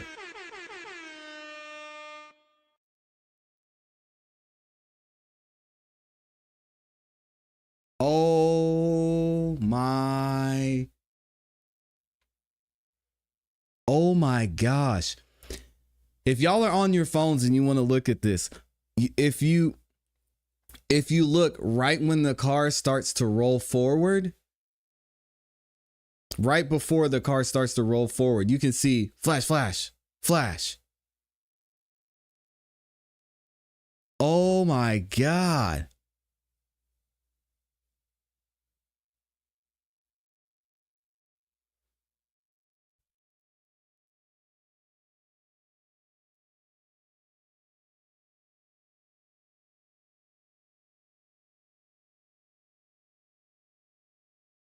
I wish I could show y'all this.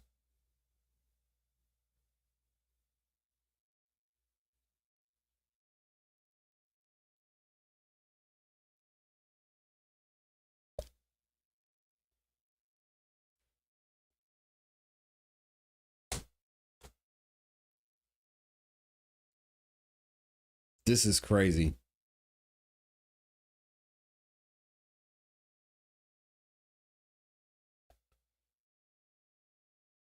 Wave Lori said I can control and zoom. No, I did that, Wave Lori. That's what I did to zoom in, and YouTube doesn't let you zoom in.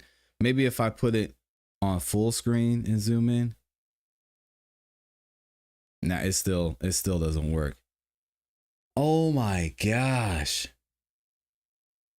You can see the gunshots.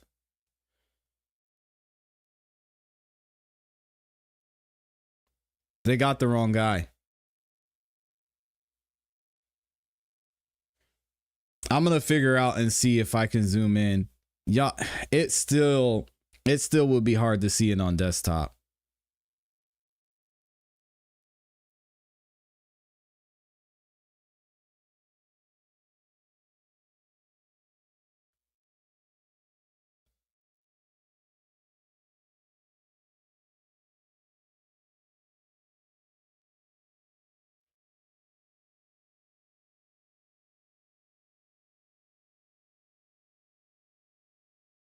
Y'all, you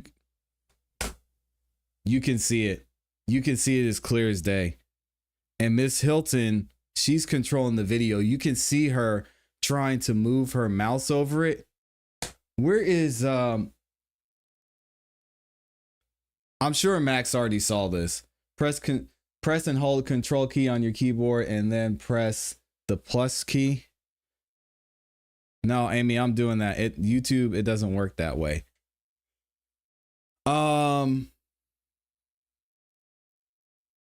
And you can see, even if you're watching it with it zoomed in, you can see Miss Hilton trying to move her mouse over the top of it. Oh my gosh. You can see the shots being fired from the third car.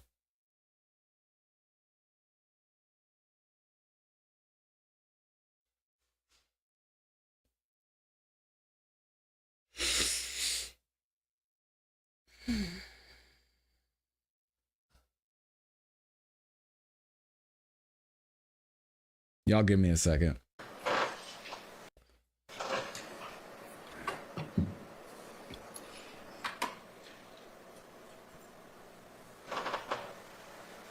And look at the bottom of the video. Is there a timestamp on the video? Can you see the timestamp? Yes, it says 21:51, which is, it's 9:50, 9:51 p.m.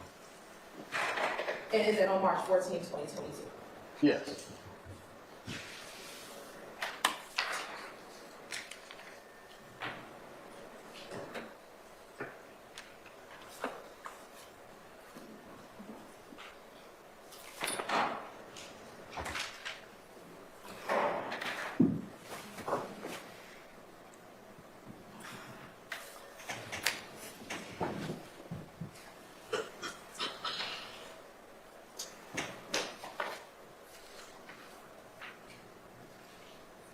The fusion arrives at the gas pump, and the driver gets out, walks inside.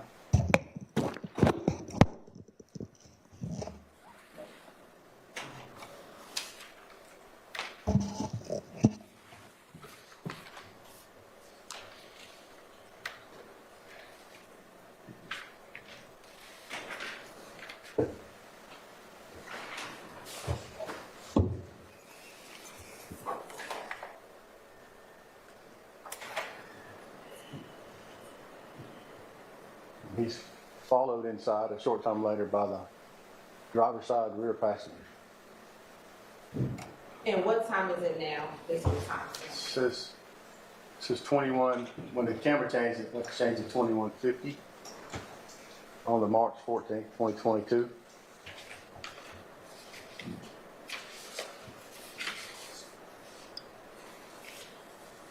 See the car backing into the space outside the window. See the tail lights of the car. And again, that's with the Audi, correct? That's correct. That's the Audi that backed into the front just prior to the engine arriving. At some point, you can see it. It's hard to see, but you can see through the window that the driver's side door opens, and the driver steps out and walks inside. You can follow him from this angle, follow him to the front door, and it's the young man wearing a pink hat and glasses.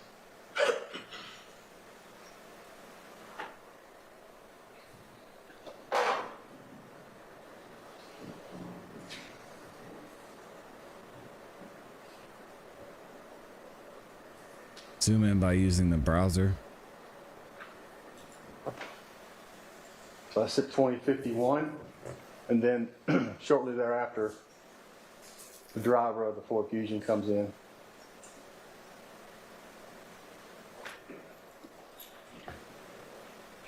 And did you mean 2151 or 951? That's correct. That's what I said. I probably said that. I'm just gonna say to y'all right now that are watching, I love my life. I am very happy with my life. I would never do anything to harm myself.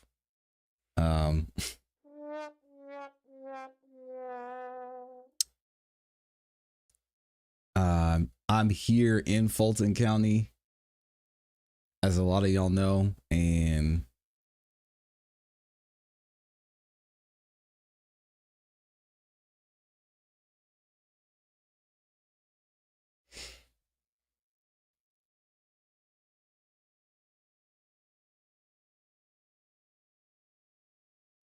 I wish I would have seen this. I wish I would have seen this on my own and not live in 4K.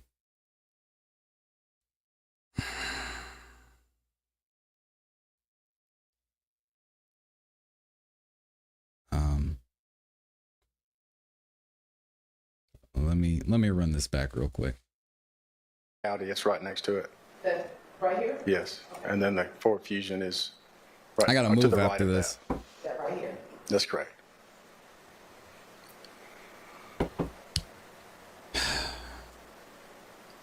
Now, is there traffic going in the opposite direction where the cars are stopped right now? Yes, there's traffic now trying to go onto I-20 eastbound. And so the car where Mr. Drinks and the two white cars are red light. That's correct. It's red light now. And the Audi takes off through traffic, through the red light, as well as the white car, the Fusion. So the Audi and Fusion go through the red light. Well, the Audi did, yes, ma'am. And was there still oncoming traffic coming as they were going through that light? Yes, there was. And then that car did a U-turn, which is a little odd. Why do you say it was odd? I don't know if what they witnessed or if they heard anything, but it's suspicious to me that at that particular time, since the red car no longer does not move, and it was around the same time that the murder occurred, that vehicle might have been privy to some information. It's my assumption. Were you ever able to locate or find it? Say again? Were you ever able to determine what vehicle that was that made it? No, ma'am. No, ma'am. Now, when you approached the vehicle, the red vehicle, when you got on scene, were there any defects to the back of the vehicle? And all were on the driver's side. But driver's side, passenger side? I'm sorry, the passenger side of the vehicle, yes. I don't recall any in the rear. And is now the car still stationary? Yes, it does not move anymore. It stays there till we get there.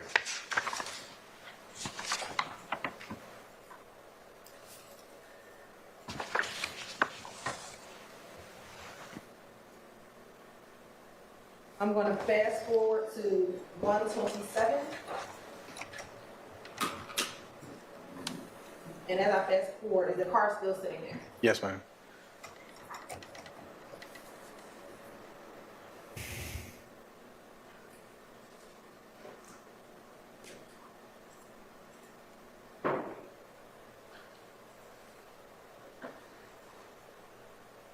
Start at 127.02. And at 127.02, is the car still sitting there? Yes.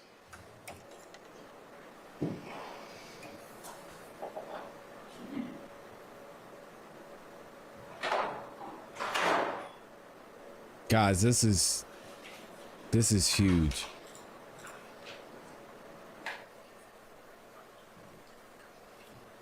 No, Debbie, I'm not okay. Thank y'all for the super chats.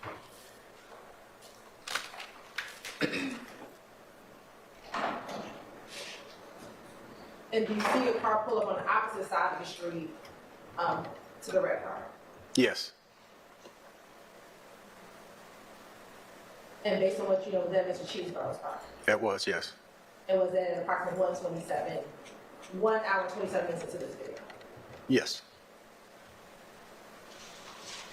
And the car was stationary getting at 1 hour and 1 minute into this video? That's correct.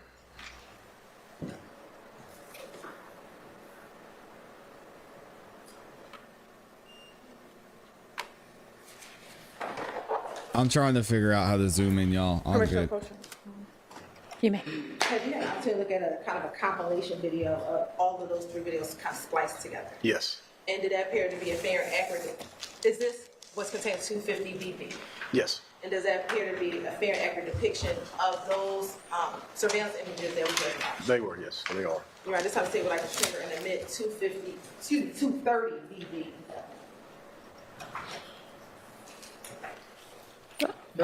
All right, those are, that is admitted, 230 VV.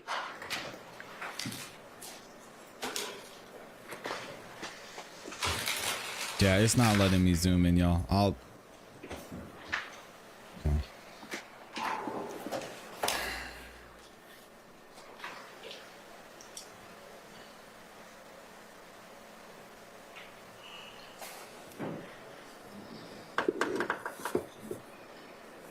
This is crazy, guys. This is insane.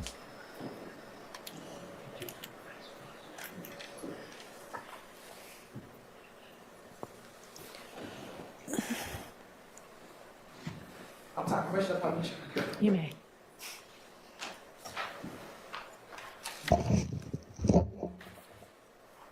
So the Audi comes in, backs into the parking space.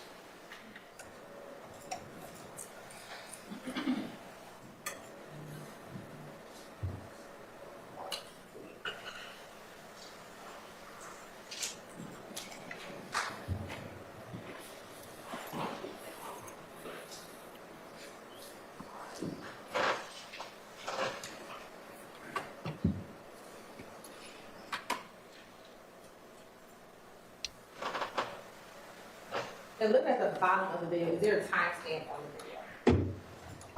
Can you see the timestamp? Yes, it says 21:51, which is, it's 9:50, 9:51 p.m.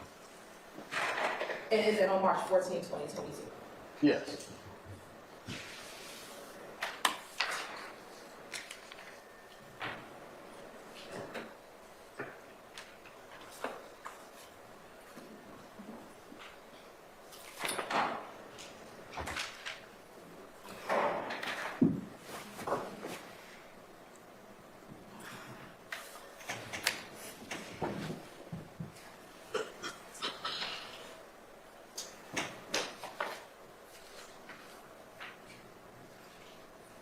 Fusion arrives at the gas pump, and the driver gets out, walks inside.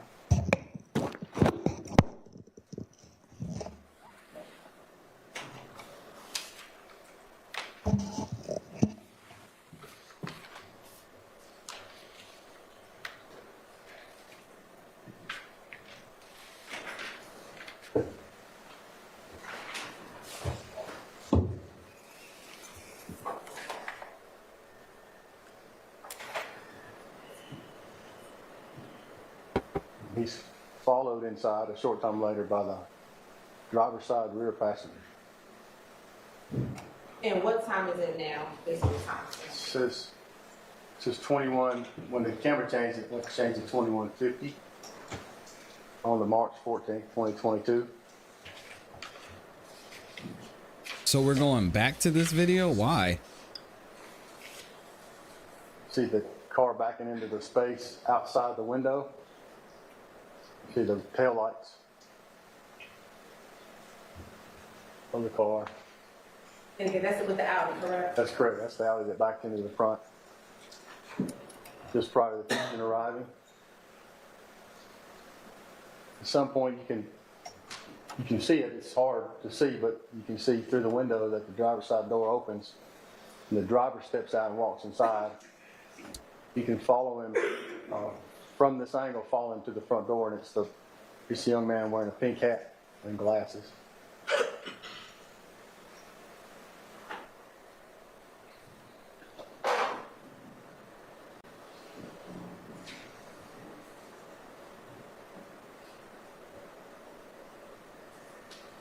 No, Sean, it's not that. It's that I'm in Fulton County, Sean. 51. That's what I'm worried shortly about. Thereafter, the driver of the Ford Fusion comes in.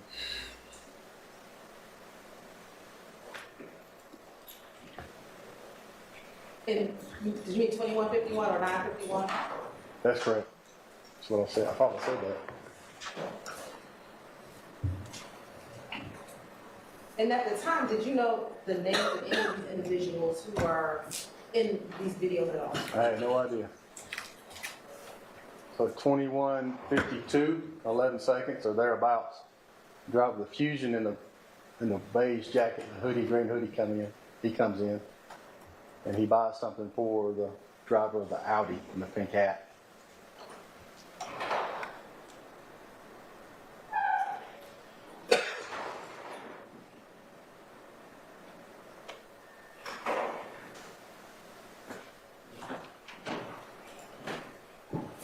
And the passenger from the Ford Fusion comes in, and the driver of the Audi interacts with him, indicating to me that they knew each other. And then Yeah, right here. the passenger exits with the other two drivers.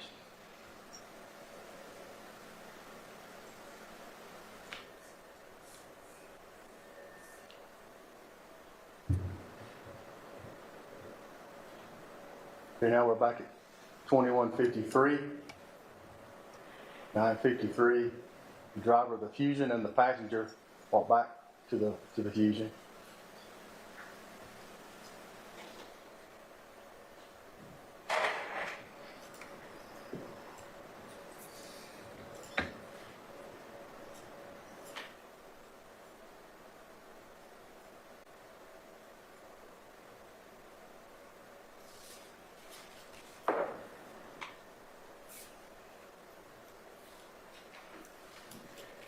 I'll get back in the car and sit there for a few minutes.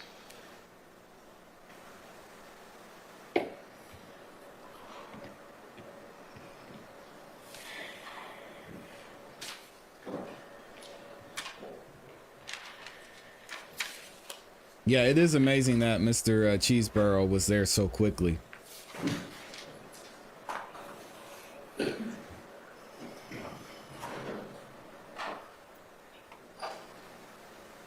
And what time is it now? 21:54, 20 seconds. It's 9:54, it's almost 10 o'clock. On the same day.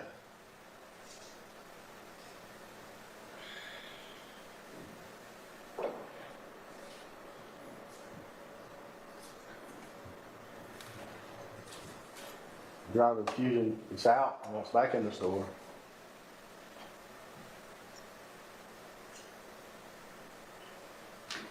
And so that same 954 time. That's correct, 9:54. Makes a purchase.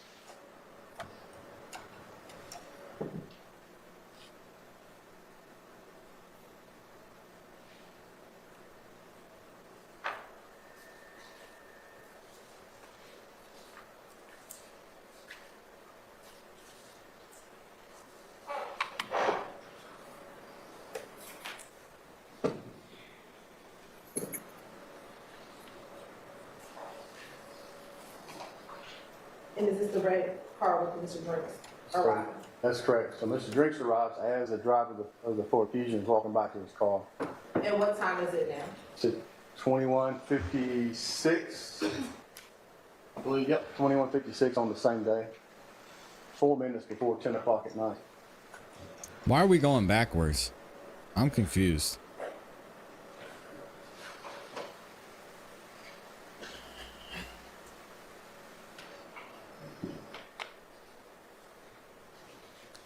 And has the driver of the Ford Fusion already gotten back into the car? Yes, ma'am. He's returned to his driver's seat, and they sit there, both the Fusion and the Audi sit there until Mr. Drinks leaves.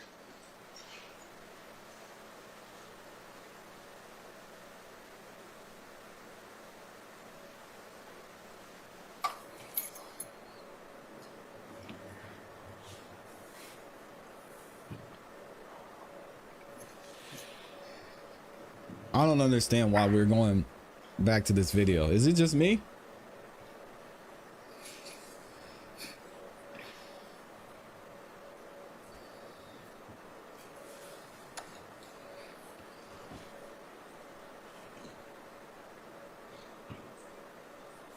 So Mr. Drink goes in to the store, makes a purchase, And what time is it now? 21:57 on the same day. We just watched this. And at this junction has the Ford Fusion been saying idle for approximately since about 21:56 p.m. Sure, yes. And the Audi, have you seen any more activity since 21:54, 21:55? No, ma'am. All right, this is Drinks right here. Rest in peace.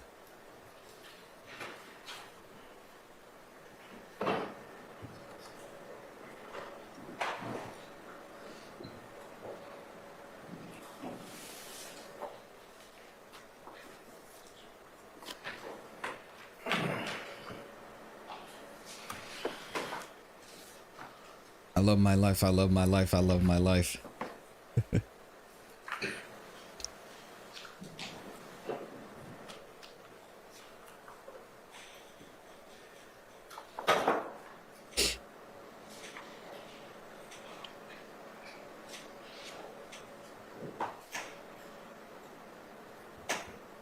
Yeah, even when I try and zoom in, it doesn't work. Mr. Drinks leaves. And what time is it now? 21:59. We're at 21:58 now on the camera 19.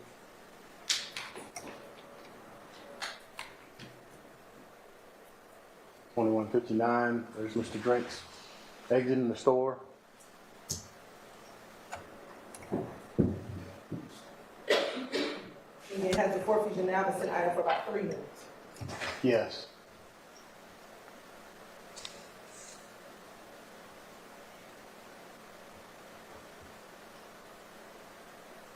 And from your observation, have multiple cars come and gone in the period of time when both the Audi and the Ford Fusion are sitting idle? Yes.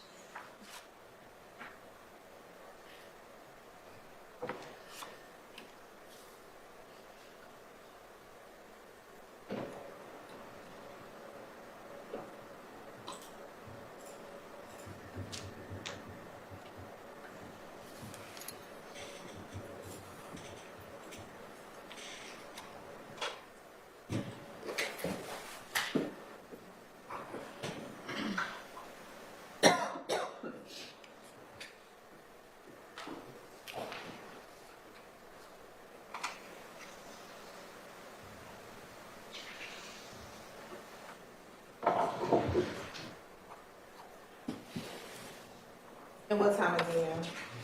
So it's 10 o'clock. 2200.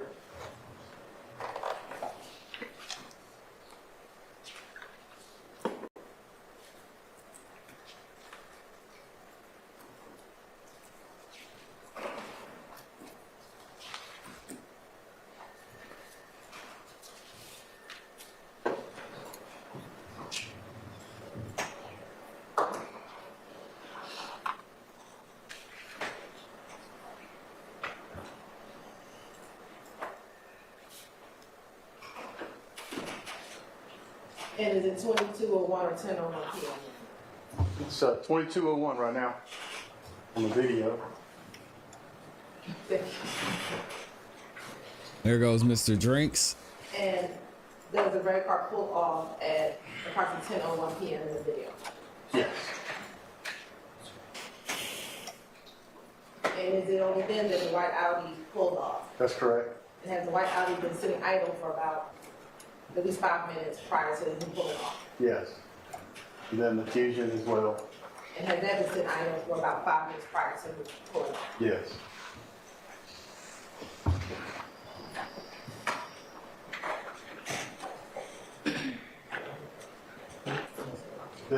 This camera's capturing images. The metadata on that, it's not a military time. There's a red car go by at 10:01, followed by the white car at 10:01 in some seconds. And then the third car, the white car, at 10:01.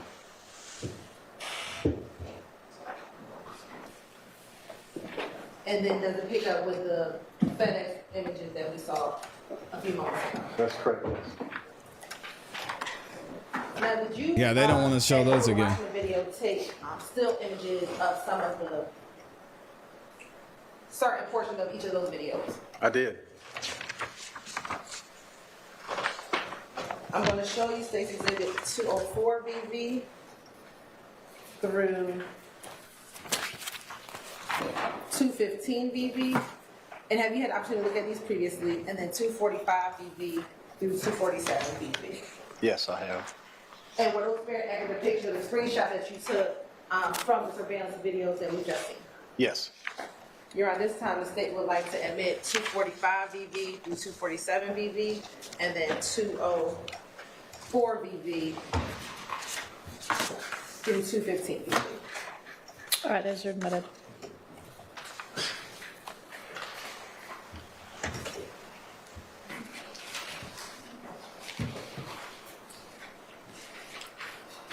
Now, Investigator Hogan, how many homicides have you handled where there has been a vehicle associated with the potential perpetrators of the homicide?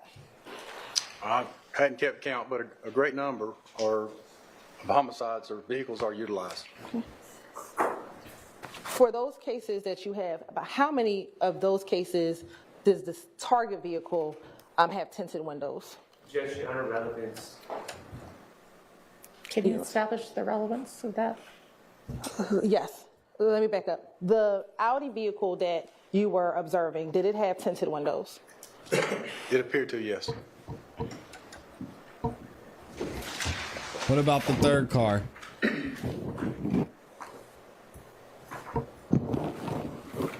And in the cases that you've dealt with that have target cars or vehicles related to a homicide, is it uncommon for those target vehicles to have tinted windows? Relevance. Seems sustained at this point. What do you mean seems sustained? Judge Whitaker, that's all you. Did you sustain it or not? Now, after looking at the surveillance video, did you receive any assistance from a Detective Bender? I did. And how did Detective Bender assist you? Well, we work together quite often in our investigations. Detective Bender is, she sits real near me in the office, or sat real near me in the office, and she asked if she could help, and I asked her to help me identify. I knew that she was very good with our camera system, our LPR system, that captures tags. So I asked her to help me identify the cars, see if she could find the cars on the system and identify their tag numbers for me, which she was able to do pretty quickly. And were there any particular LPR reads that were significant to your investigation? Yes. Okay. And It's the what were the sloppy reads that were significant investigation. to your investigation? To say the least.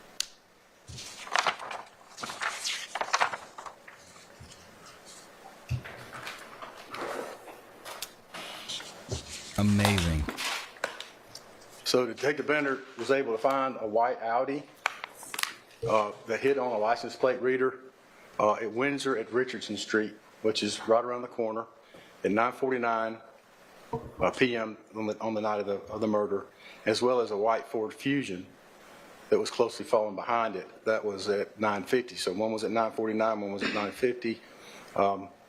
They were both headed in the direction of the BP station.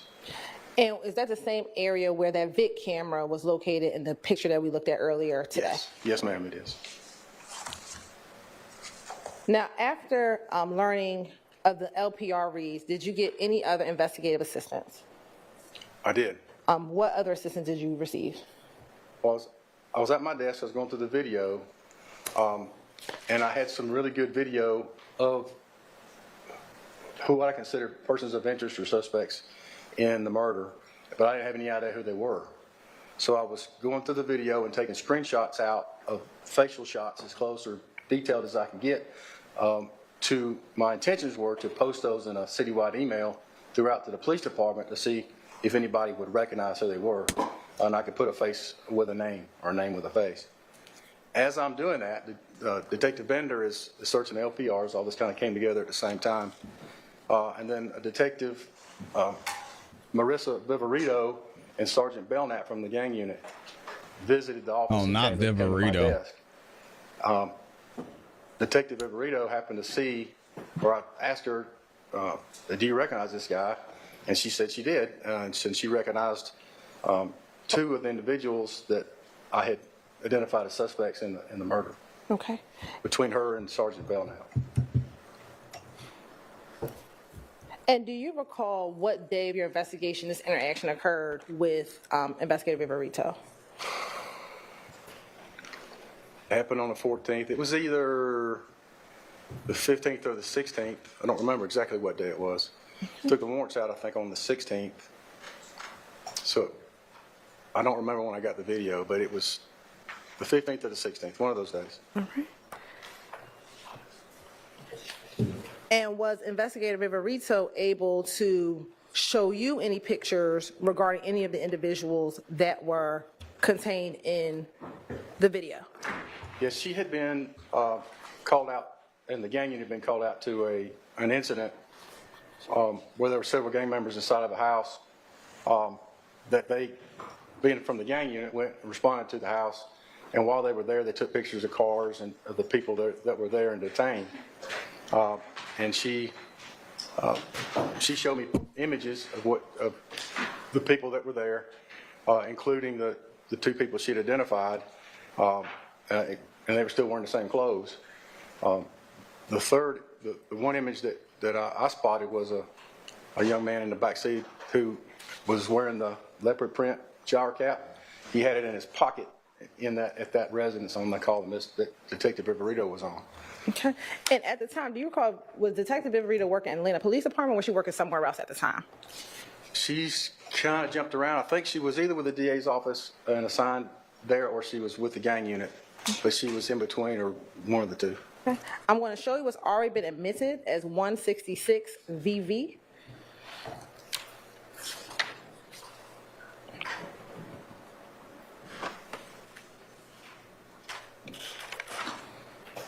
Okay.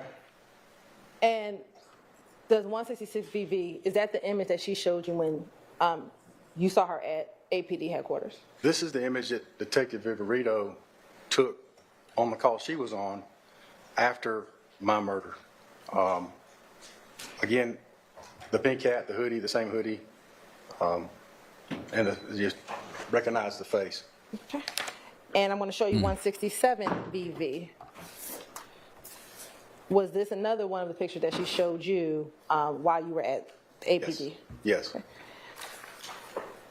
And were you able to get a name for the individual in 167 VV?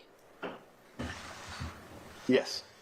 And what was that person's name? Miles Farley. And then were you able to get a name for the picture, for the person who was in 166 VV? Yes. And what was that person's name? Shannon Bernard Jackson.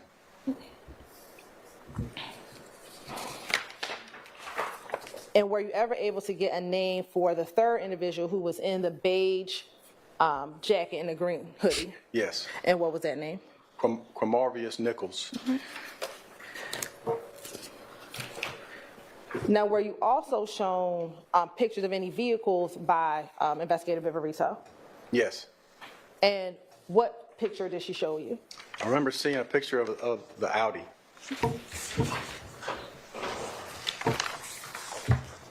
Y'all stay out of this system. Now, after looking at the surveillance video, looking at the LPR readers, and speaking with Investigator Viverito, did you request any other assistance as related to your investigation? Detective Grimsley helped me with, once we determined the tag numbers of the Audi and the Ford Fusion, we discovered that the Audi was a rental car. Detective Grimsley, who was in auto crimes and has connections in regards to that, I asked him to help, and he made it was rented from Alamo. He contacted Alamo, or put me in touch with a person from Alamo to give me the rental information for the Audi. And were they able to provide you that rental information? He did, yes. I'm going to show you what's been admitted as 186 BV. I don't even want to listen to what this guy has to say anymore, to be honest. Some of you recognize 186 VVA. Yes. So yeah, the car made a U-turn. It seemed odd. This is the information, or is a copy of the information I received from the rental car company. Okay. And who was the renter of the vehicle? It's indicated here it was Shannon Bernard Jackson. Okay. It was that the same person that you had identified from the two surveillance videos? That's correct, yes. Excuse me, from the surveillance video from the picture? That's correct, yes. Did you ultimately take out warrants in this case? I did. Okay. And who did you take out arrest warrants for? For Cormavius Nichols, Shannon Jackson, and Miles Farley. And for what charges? For murder.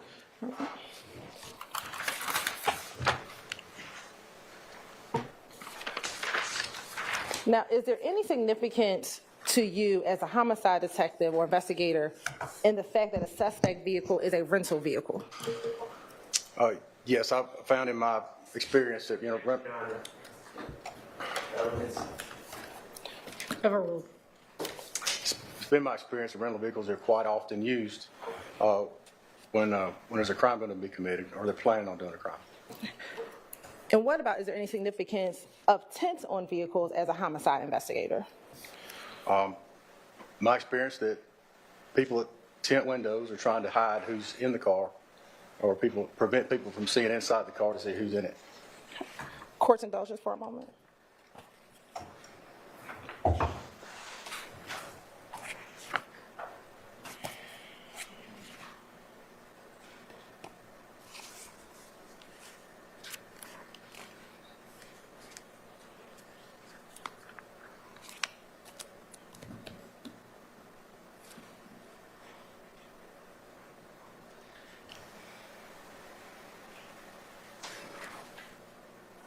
No further questions, Your Honor. All right. I assume there's going to be a cross of this witness. Do y'all want to take a break before, or is it just going to be short? It's going to take us to the end. Okay. I figured it was going to take a little while. So let's take our afternoon break, and then we'll come back with the cross of this witness. Y'all, I am shook. I am shook. Man, Amy's telling me she hadn't. I mean, have y'all heard? Has someone else mentioned this part of it before? What we just discovered here live? Are we the first ones to point that out? Oh man, let me read through these super chats. Shout out to Alexandra Copes in here with the 5 bomb, says, good morning, ClassE. Did they find the missing watch? Because that cop looks like he had the watch on testifying. Oh, yep, I got you earlier. Shout out to Michi with the 10 bomb, showing love. We had Legally Diamond in here, says, have you, with the 5 bomb, have you heard allegedly attorney Kayla Bumpus is married to Shannon Stillwell? I heard. I don't care about that. Kayla's doing her thing over there. I don't know what she got going on, but hey, shout out to her. Bama Girl in here with the 5 bomb says, do a close-up of Drake's car light at the light and the car that comes after Shannon Yak pulls off. Okay, Bama Girl. Yep, we talked about that earlier. Shout out to Elizabeth Ramos, says 47. Yes, sir. He's back. Shout out to my guy Peter Ortiz, said, why would you run the red light if you weren't trying to flee? The third white car waited for the light to change. Elizabeth Wright is in here with the 5-bomb, says the state just proved SB's innocence. Max will revisit in his case in chief, so it is fresh on the jury's memory. Yeah, Max, I don't know what he's going to do with cross-examination, but I can imagine he's going to point out a lot of that because I haven't seen it yet.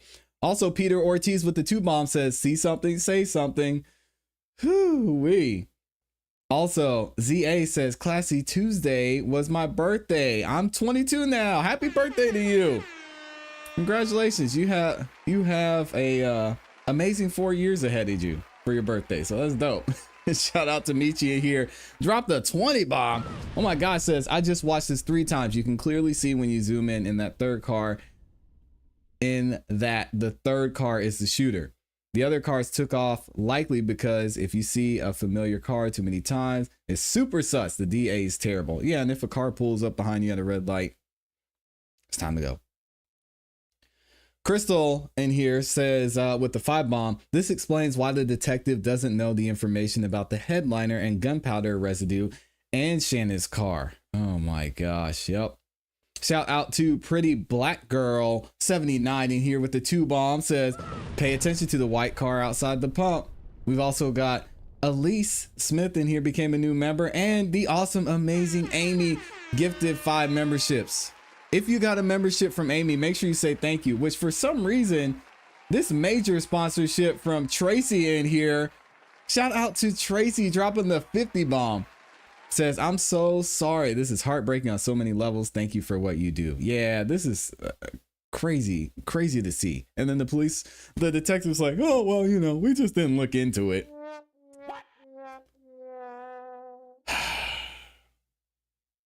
It's insane. And who said it in here? Turquoise Tiger says Hogan was so fixated on getting Shannon, so only saw what he wanted to see. Anything else was irrelevant. It's scary, man. Y'all stay on this side of the law. It's not worth it. Could we send this to Max? Yeah, if y'all want to clip it and send it to Max, you can definitely do that. I'm sure, as Elizabeth Wright mentioned, they have an amazing legal team over there. So I'm sure they've got it together, and Max has been building up to this, and we're kind of looking ahead to where he's going to go, especially with the questions that he asked the medical examiner yesterday. So we'll get into cross-examination and see what he says there. Let me see, what else are y'all saying in here? Noel says, that man is trash. He don't know nothing. Didn't verify nothing. And this is a bunch of bull. He needs to be banished from the stand. Detective Hogan, it's not a great look. And then he's like, oh yeah, that car took a U-turn. That was odd. You know, I just let it go. Absolutely insane. This is the wildest day I've seen. We've got one more super chat in here. Shout out to Mr. Spiffy in the building, says, just for missing the whole show, my bad, chat. It's all right. We'll get you on the replay, and I appreciate the support and glad you're here, man. All right, let's see what Max says. Max is about to get up here and hopefully barbecue Detective Hogan respectfully.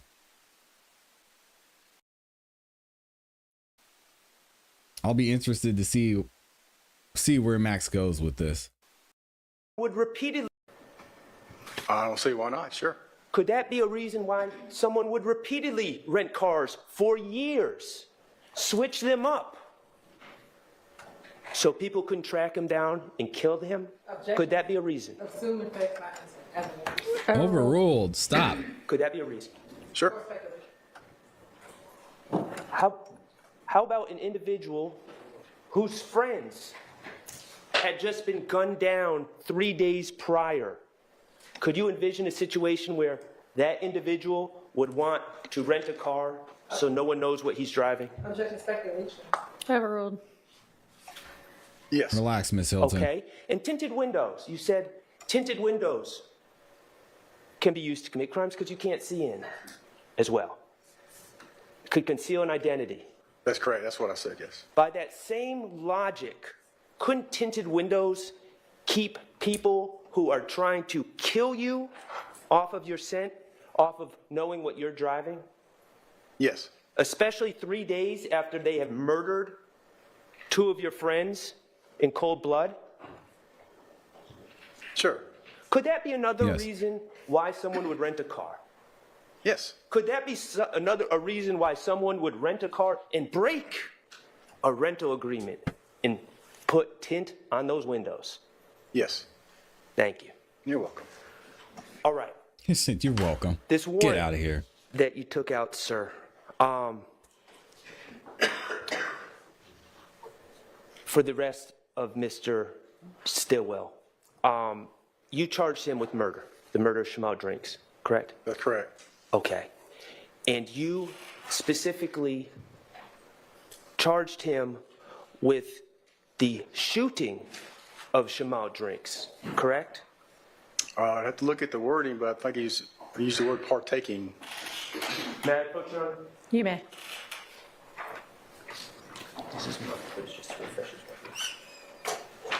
We're looking at a copy of the warrant that you took out, assist you in remembering the wording.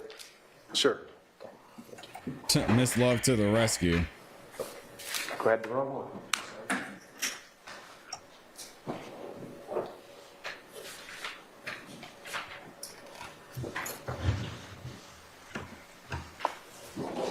Got it. Thank you. Yes, sir. And just refresh your recollection, and if after your recollection is refreshed, if you could look up. Sure.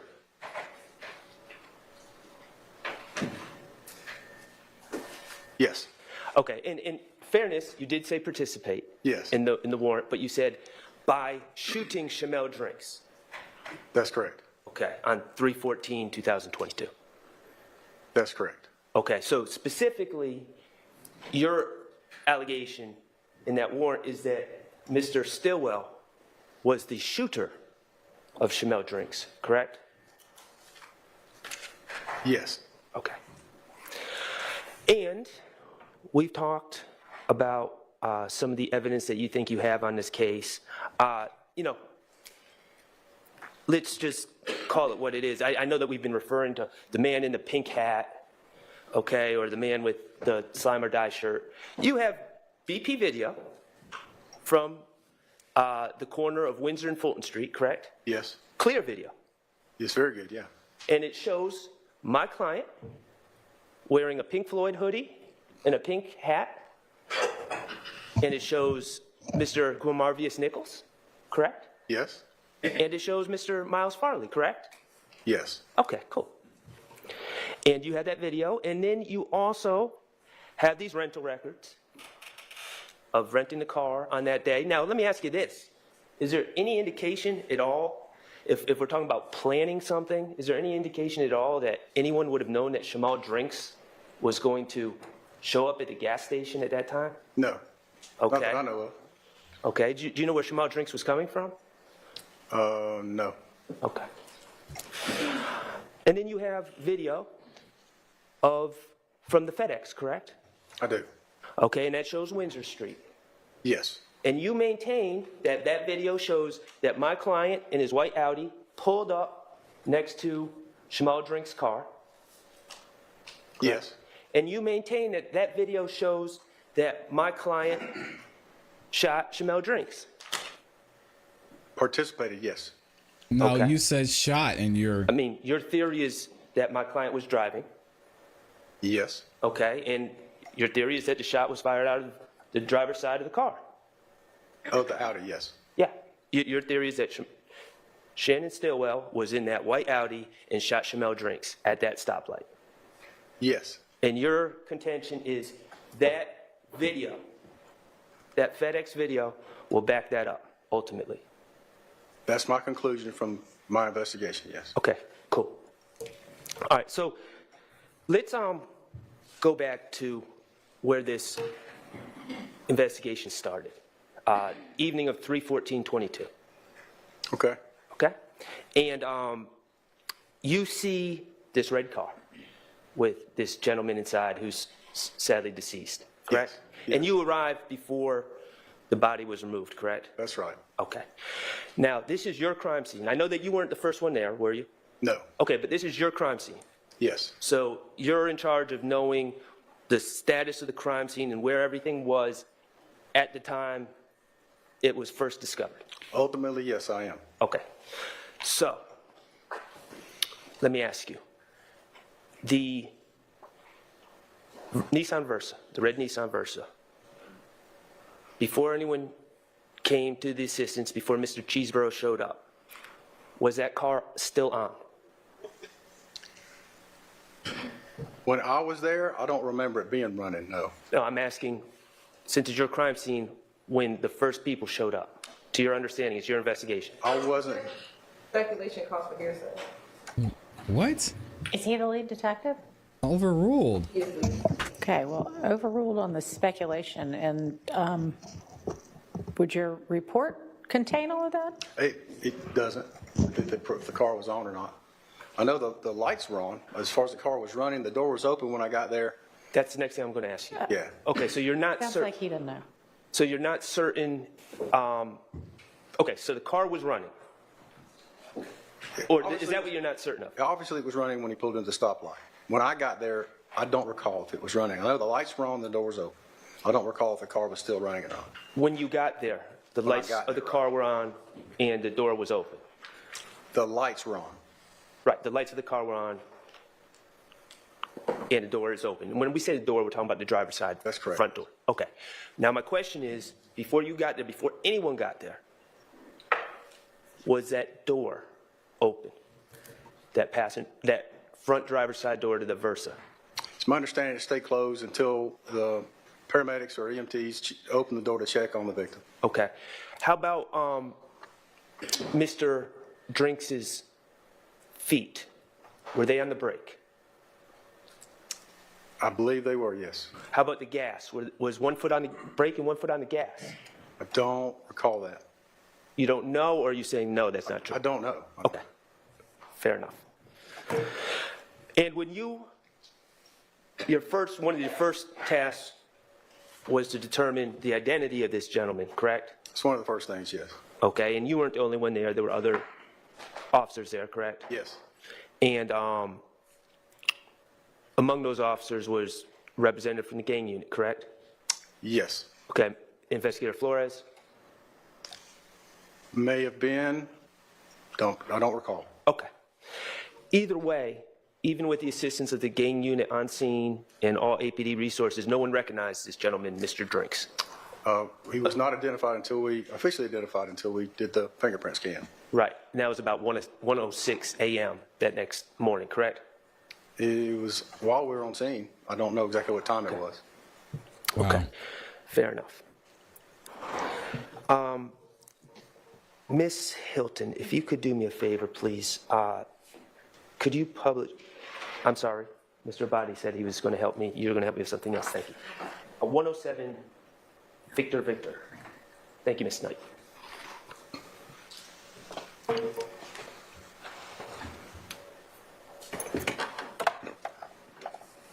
This is insane. Cell phone. Do you see that cell phone in Exhibit 107 Victor?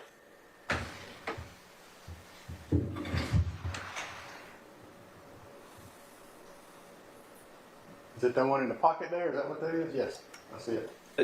Oh, it's on his arm. I do, yes. Plugged in. Do you see that cell phone? I do, yes. Okay. They As an opened the door. investigator of homicides,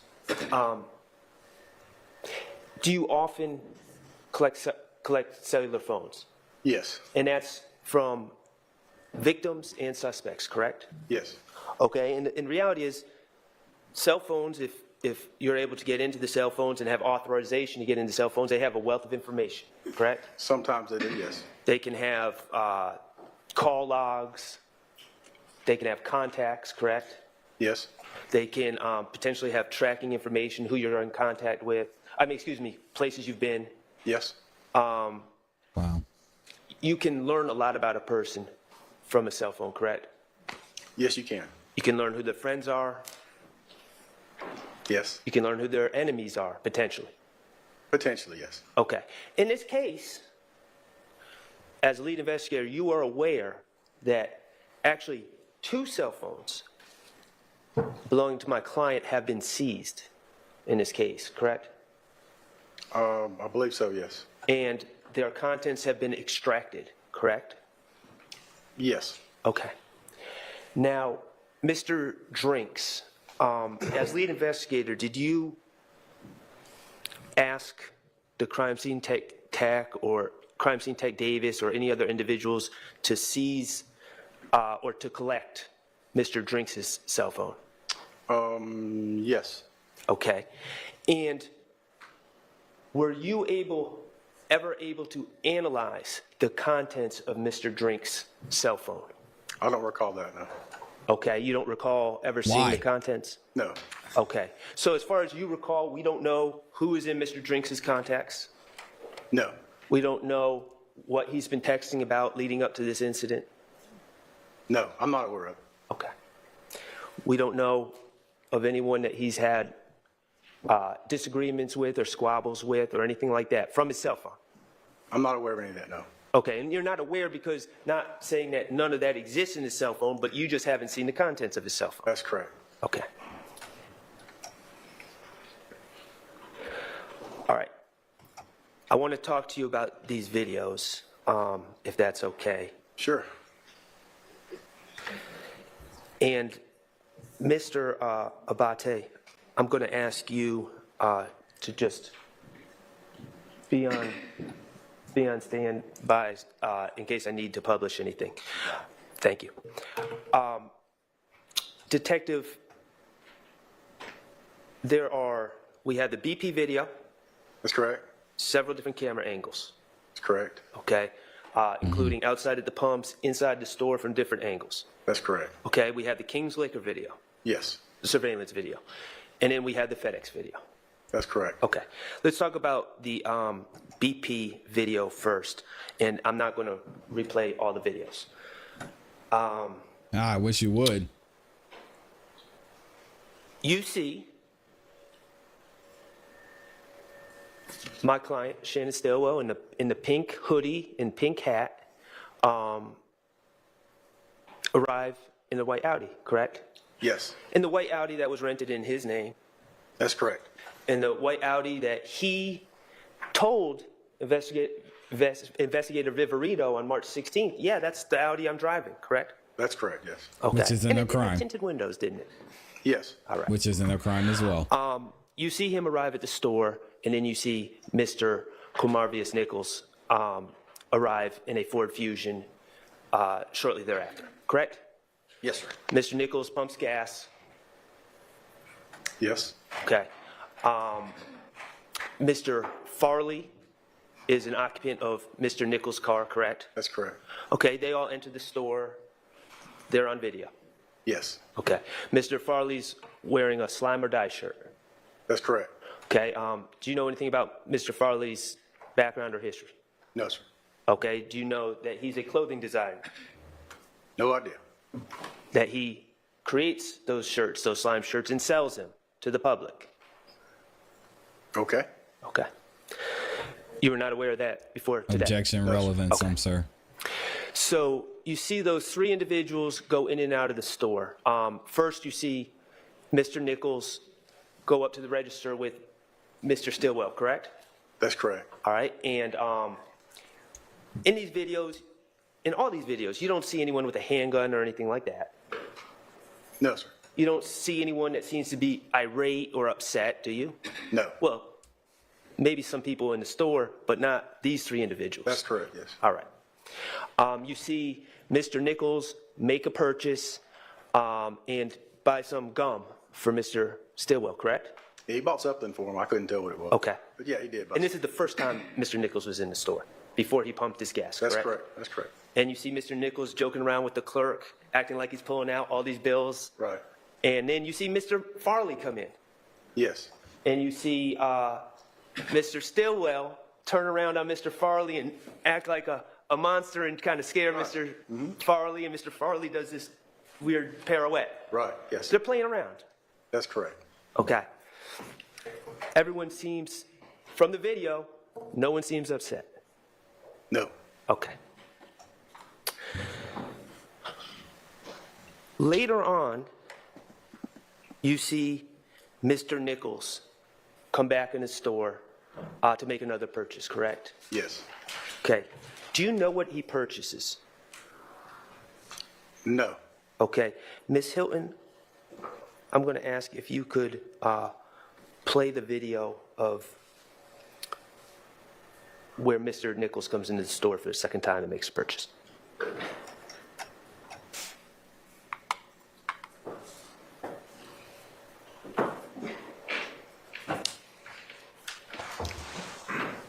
Glasses are dope. If you could play that. Are you able to see what he is purchasing?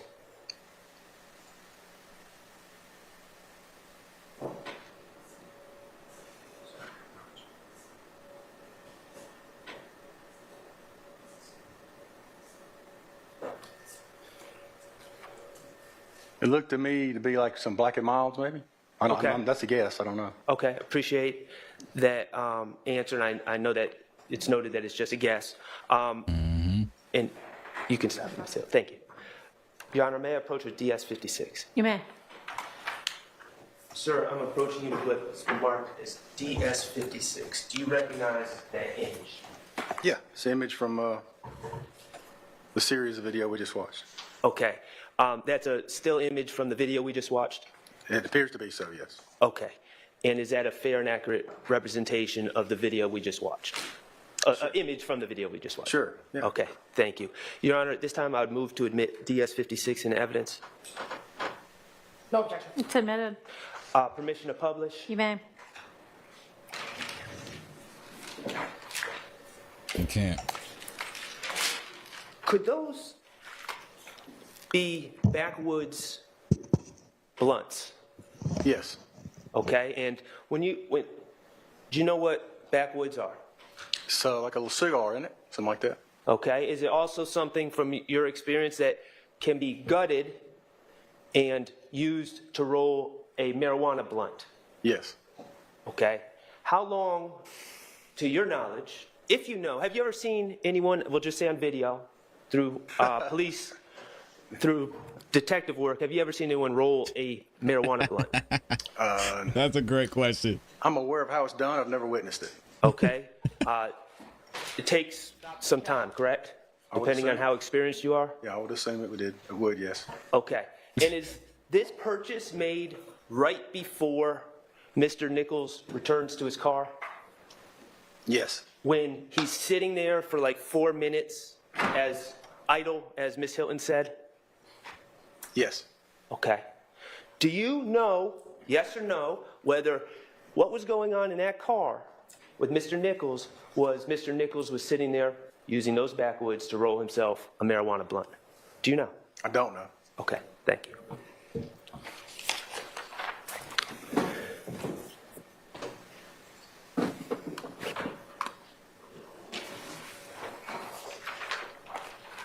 Okay, in the entire BP video, we see Shymel drinks show up, correct?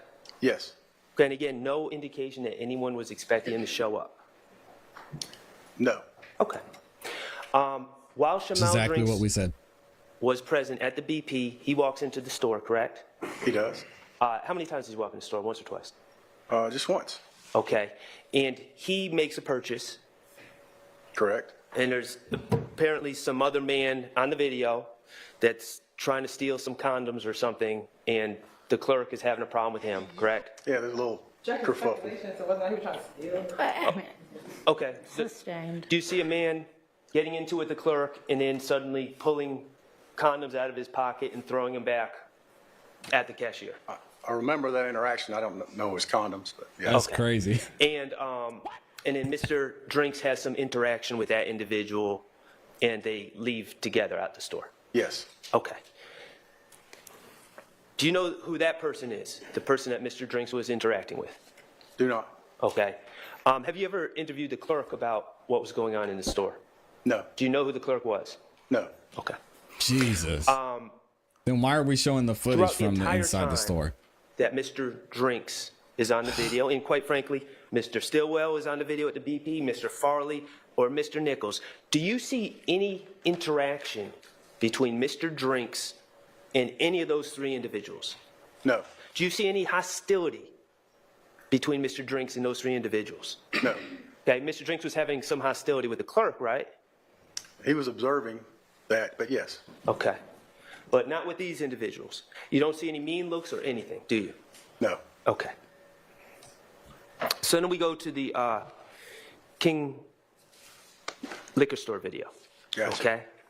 And just to be clear, do you know how we have timestamps on some of these videos and no timestamps on other videos, right? Yes, Okay. The videos that have timestamps, and I understand that King Liquor and the BP are under the same management, right? You don't know? not privy. It makes sense, but Okay. I'm not privy to that. All right, but do you have any reason to believe that the BP video, the timestamps would match perfectly with the timestamps, or they're perfectly synced up with the FedEx video, for instance? Oh, I don't know.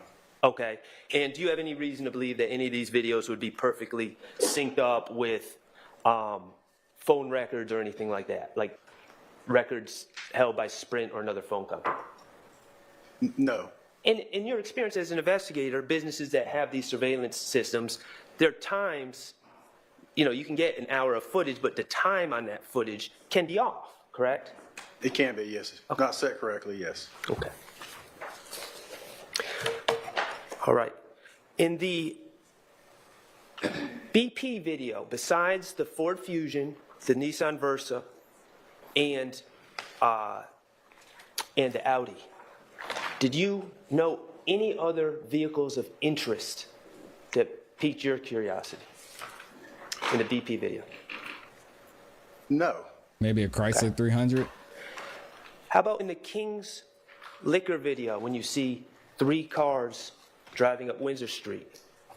Did you see any other cars that piqued your curiosity? The third white car. no. Okay.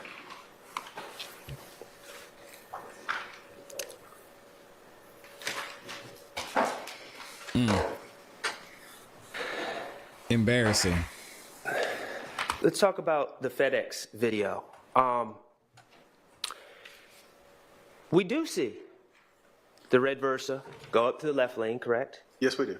And we do see what appears to be the white Audi, and especially when you link it up with the BP video, end up in the center lane, correct? That's correct. And then we do see the white Ford Fusion end up in the right lane.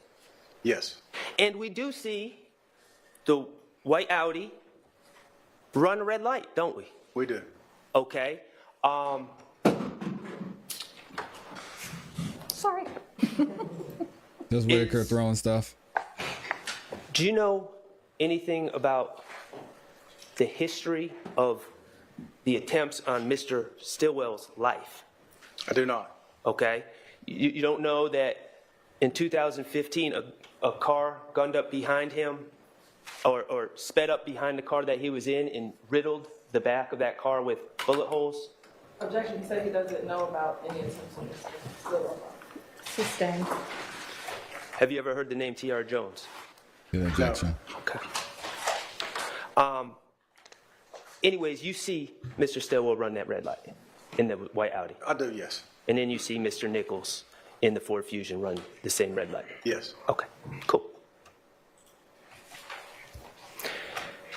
In that video,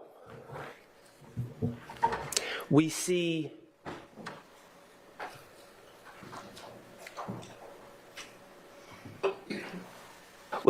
I'll get there in a second. Let's talk about LPRs. Detective Bender helped you with the LPRs in this case, correct? She did, yes. And you consider this an important part of police work because you're able to track the movements of specific cars. Yes, And you, at that time, felt that the white Audi was a suspect car, correct? I did. And you wanted to track its movements. yes, And you thought the white Ford Fusion was a suspect car, I did. and you wanted to track its movements. I did. And Detective Bender was able to get you all that information about the movements of those cars, or I shouldn't say the movements, but different places in time and different times where the LPRs picked up those license plates throughout those 2 days that you ran him. Believe it was 2 days. Great point. Where's the balance? Yes, whatever she found, she was able to identify the tag numbers and the cars and where they were, yes. Okay.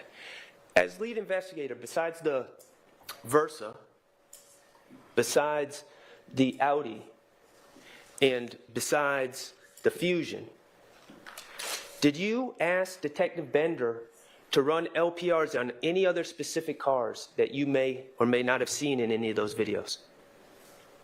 I couldn't ask her to run something I didn't see, and there was no other cars. No. No other cars that piqued your interest? No, sir. Okay. All right. You were able to obtain the rental agreement for this Audi, correct? Yes, sir. And you're aware Right. that Mr. Stillwell rented this car on 3/14 at approximately 3 in the afternoon? Well, let me check. That man was just trying to retire. This is crazy. That's correct. And you are aware that he gave all of his personal information, his license, his signature, his phone number, his address. He appeared on surveillance at the Alamo. He did all those things while renting that car. Yes.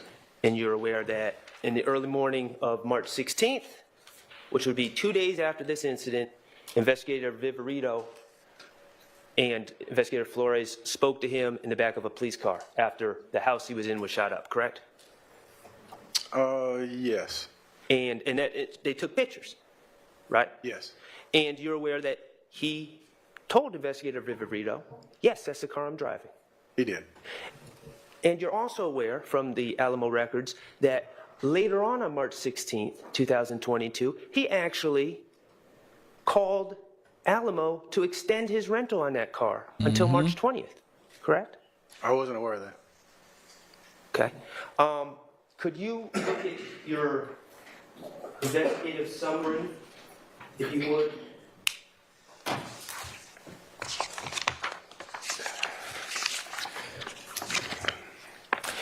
And I'm going to refer you to page 19. Okay. Okay, does page 19, it's page 19 of 25. Yeah, at the very top you're talking about? I agree. He was not concerned, Lauren. About 2/3 of the way down, do you see a notation, 16 March 2022, 1337, Shannon wants to extend the rental or the rent? Yes, I do see that. Okay. And then at 1337, they talk about a rate, and then Shannon agrees. That's correct. Okay, so under your theory, my client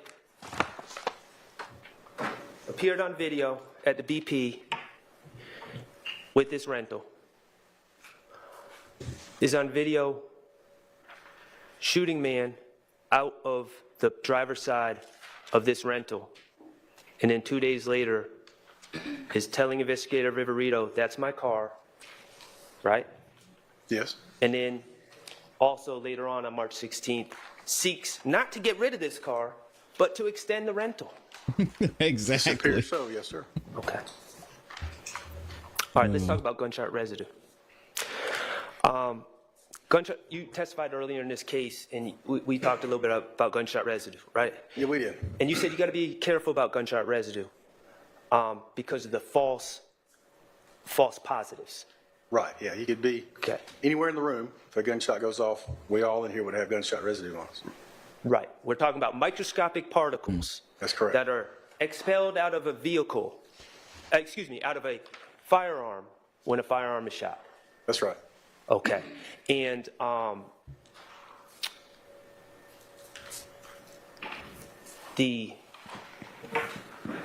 these particles are expelled in a way that you just said, if someone shot a gun in here, we could all have gunshot residue on us. That's correct. Okay, and that would be unfair if I shot a gun to say, well, you have gunshot residue on you, because that would be a false positive on you. That's correct. Okay, but gunshot residue does detect if a gunshot was fired in the area, correct? Yes, it's evidence of that a gunshot was in the area, right? All right? Especially in fabrics and cloth and things of that nature, correct? I'm not that would make sense to me, but I'm not an expert on it, but yes. Okay. Well, those type of materials would not be subject to something like hands where you could sweat the gunshot residue off, correct? That's correct. Okay. And in this case, that FedEx video that you viewed, we see traffic lights, right? Yes. We can see brake lights, correct? Yes. We can see headlights, correct? Yes. What we don't see is a muzzle flash, do we? No. Okay.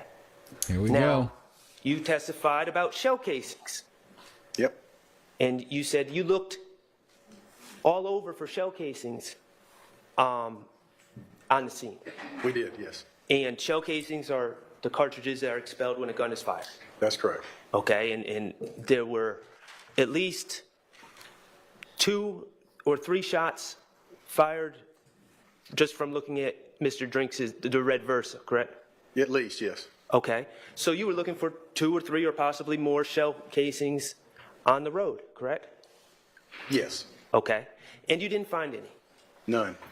And your conclusion was, you know, of course, maybe you missed them. That's always a possibility. But the other possibility, as you stated in direct, is the gun wasn't, the person who's shooting the gun didn't put the gun outside of the car where you would see the muzzle flash. The gun was actually inside the car when it was fired, correct? Yes. Okay, and certainly if the gun is inside the car, that would cause gunshot residue to be spread throughout the car. You'd assume so, yes, sir. Including the headliner, correct? Yes. Okay.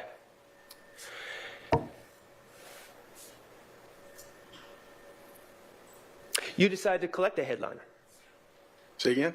Well, let me ask you that because I don't know that for certain. You worked along with CS crime scene technician Antoinette Green to process this car, correct? Mm-hmm. The car being the Audi.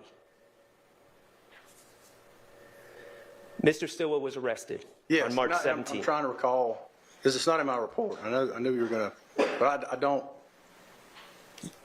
Just say yes. Do you have anything to refresh my memory? Do you have a crime scene report with my name on it? Because I don't. I don't have anything written by you, sir. Yeah, I don't. Okay, but let's try to work through this. On March 17th, you know that Mr. Stillwell was arrested Yes. on the warrant state that you brought on March 16th.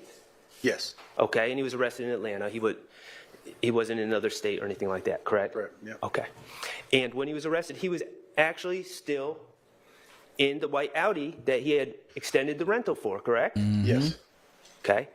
And the Audi was collected as evidence, correct? Brought to police impound. That's procedure, yes. Okay. Are you not aware that crime scene technician Green, do you know who Antoinette Green is? Is she a crime scene technician with APD? Yes. Are you aware that she processed that car?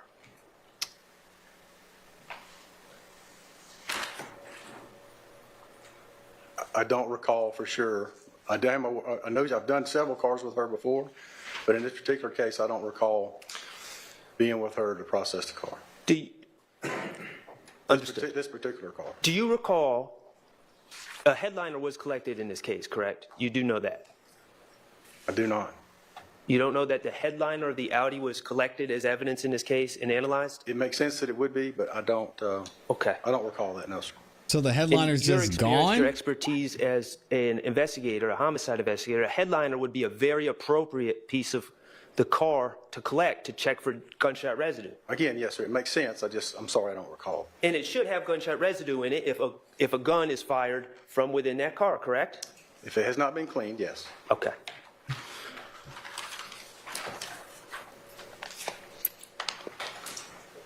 All right.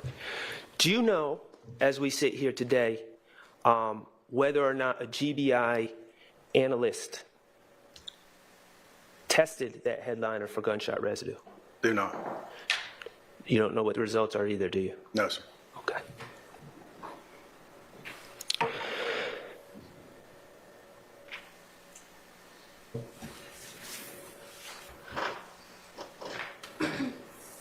Okay. You took out warrants on March 16th, 2022 at 6:39 p.m., correct? For my client as well as Mr. Nichols and Mr. Farley.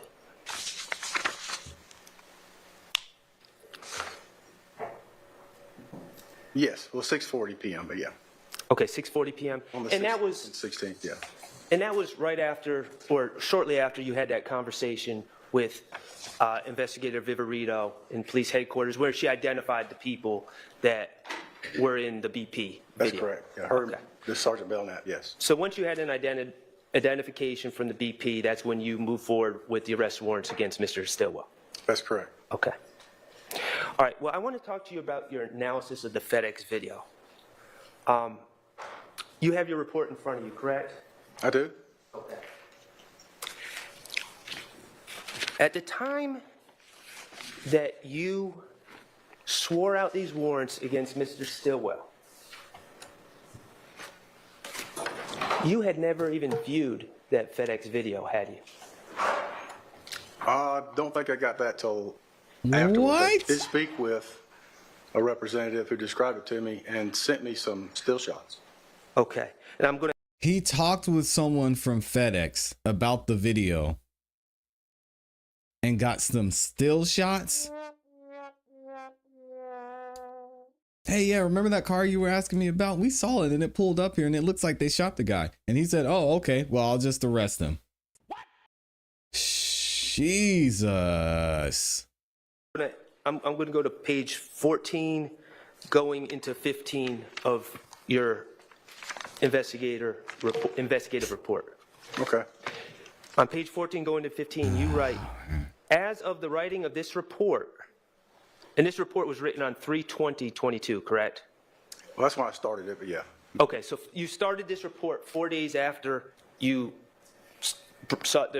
you obtained the arrest warrants for Mr. Stillwell. This is crazy. You started this report 4 days after that. Okay. Yes. And- This part, now I had notes and all that stuff, but yeah. Understood. And you say, as of the writing of this report, the actual video from FedEx has been requested via a subpoena, but has not been received.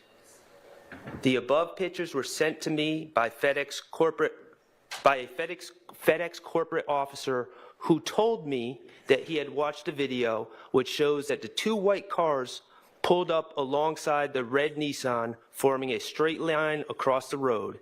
And then suddenly the 2 white cars sped away against the red light and the red car stays in place.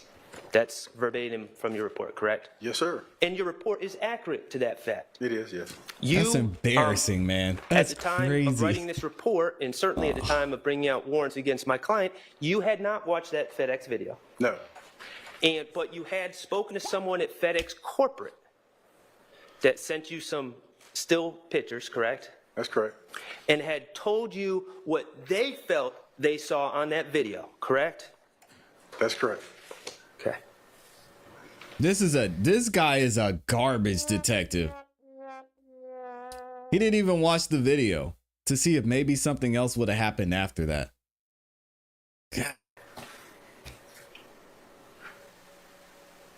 Who was that FedEx corporate officer who analyzed this FedEx video? I don't remember. Do you know that person to have any law enforcement training? Not familiar with it. Okay. Do you know how many times that person watched that video before giving you his or her conclusions about what the FedEx video contained? No. Okay. Garbage. When did you finally receive the FedEx video? I don't recall exactly when I got it. Do you remember what month? No, I don't remember. When did you remember when you first watched that FedEx video? I've seen it several times, but I don't remember when I first saw it, no. Was it months after bringing out these arrest warrants on Mr. Stillwell? No, it wasn't months. It was a few days probably. Well, a few days would have been 4 days afterwards you started writing this report, and you didn't even have the FedEx video then. So could have been longer than a few days before you watched the video? Yeah. It could have, yes, it could have been. Okay. And of course, you brought those warrants on March 16, 2022 without any gunshot residue results from that white Audi. That's correct.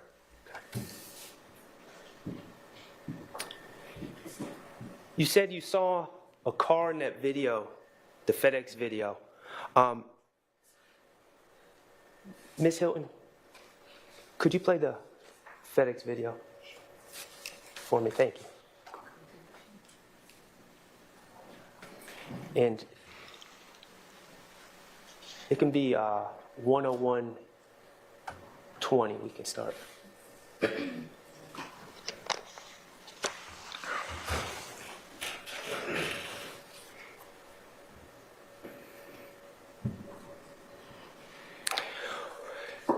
I think it's fair to say you saw a car making a U-turn on the video, and you saw it was a little odd.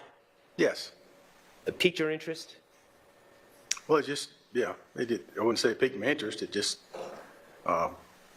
went with the situation, I guess. I think you said you thought, on direct, you testified, you thought that the person driving that car may have heard or seen something, correct?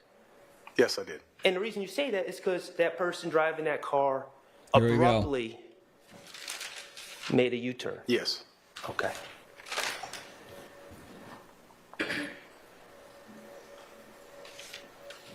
I disagree about the U-turn. I don't think it's related. I'm ready to go. It's not. Oh, I'm sorry. If we could go to 101:20, yeah, just. Lauren has the email for Max. Lauren, can you drop that email again if you don't mind?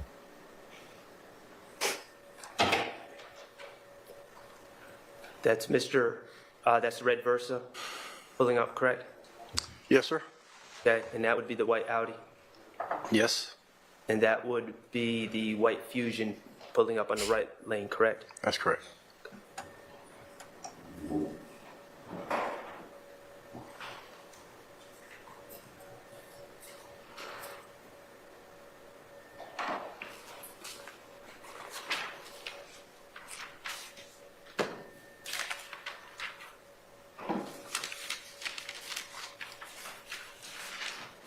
Right, and so what we have ultimately is that there is no evidence, none. That's not the car that makes the U-turn, is it? No, sir, I don't believe so. Okay. And Mr. Stillwell is now running the light. He's no longer there, correct? That's correct. Okay. We see. Now this car pulls up and makes an interesting U-turn, correct? Yes, sir.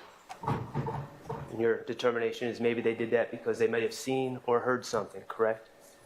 Maybe. Okay. I have no further questions. Thank you. Anything, Ms. Weinstein? No, Your Honor. Read rack? Wow.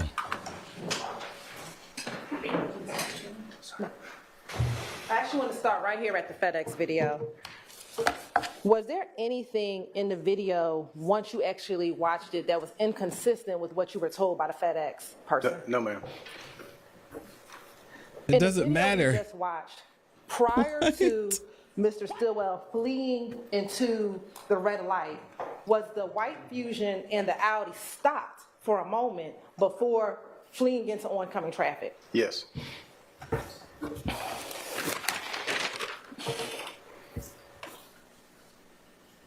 Now, Mr. Shard asked you a number of reasons as to why a person may rent a vehicle. Do you remember him asking you that? I do, yes.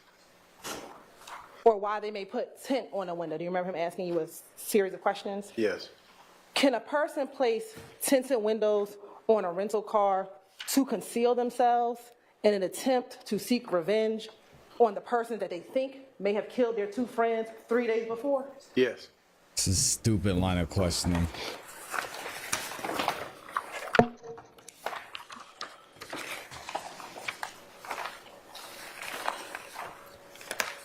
Mr. Shard asked you a series of questions about whether or not someone may be rolling a blunt in a car or things of that nature. Do you know if while they were sitting in the car, both the individuals in the Audi and the individuals in the Ford Fusion, if they were maybe talking to each other in the car? Do you know if they were doing that? I do not know. Do you know if the people in both cars were on FaceTime with each other?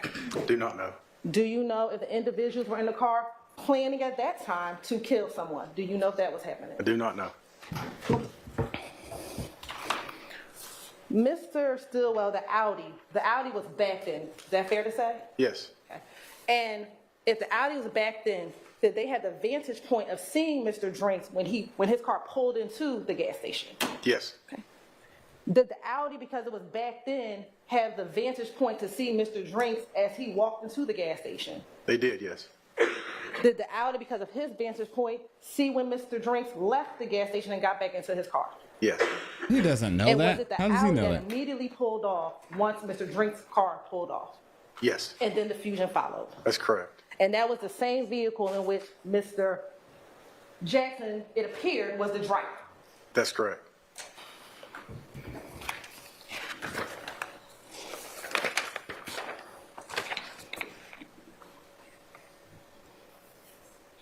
This is wild.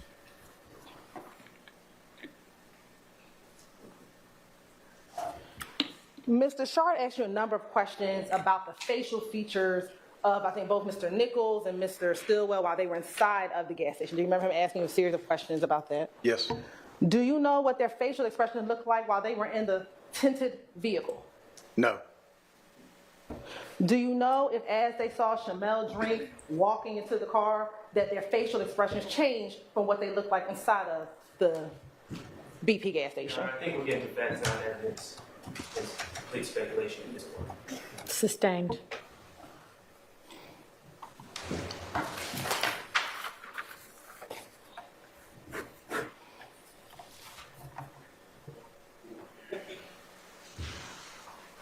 Now, I want to show you what's already been admitted as State's Exhibit 118 BV.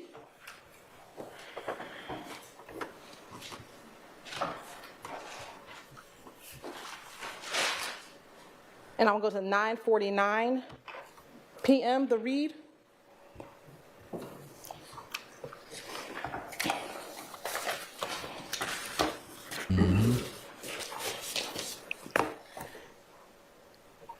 And does that read say Windsor Street and Richardson Avenue? It does, yes. And is that location that's not too far from the BP gas station? That's correct, yes. And at what time is the Audi passing the LPR reader on Windsor and Richardson Street? 9:49 with 6 seconds. And Mr. Shard asked you whether or not the surveillance video camera times are accurate.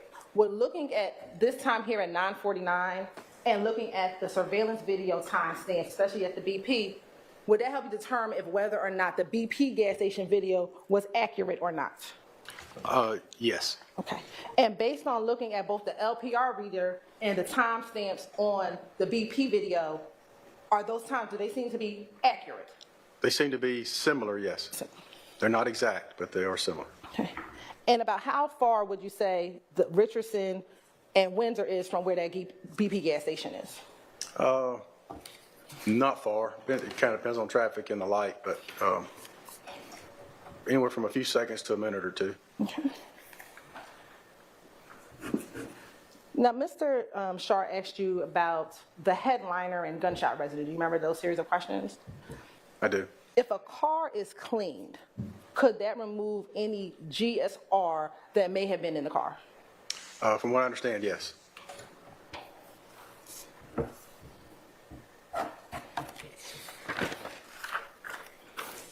So then the tests aren't even accurate?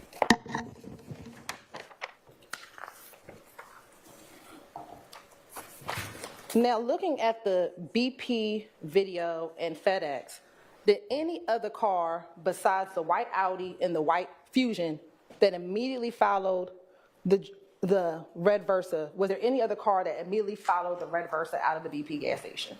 No, ma'am. Were there any other cars that pulled up right next to the red Versa outside of the Audi and the BP and the Fusion?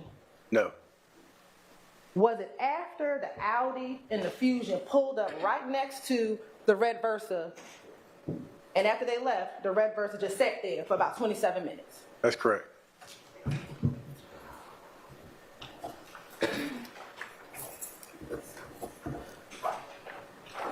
The damage on the red Versa, is that all on the driver's side of, excuse me, on the passenger side of the red Versa? That's correct. And is that the side of the vehicle closest to the driver's side of where the driver's side of the Audi would have been? Yes.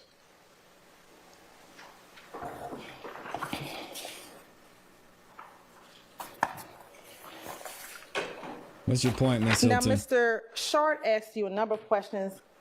You know, why would someone keep the rental car, or why would they say that the car was their car with a car with a name? Do you remember some Yes. questions similar to that? Yes. At the time in which Investigator Verito was speaking to Mr. Jackson at the house that got shot up, had you and Investigator Verito talked about your investigation? No. Had you shown Investigator Verito your surveillance video by the time that she was talking to Mr. Stillwell at that house?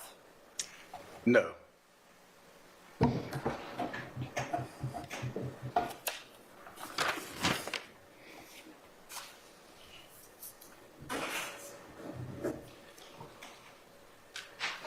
Prior to talking to Investigator Verito, did you know that there was a white Audi at a house that was recently just shot up?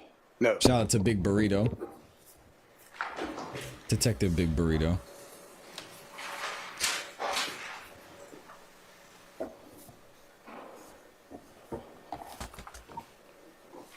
Did you know that Mr. Stillwell was in a pink Floyd shirt prior to talking to Investigator Verito while she spoke with him at the house that got shot up?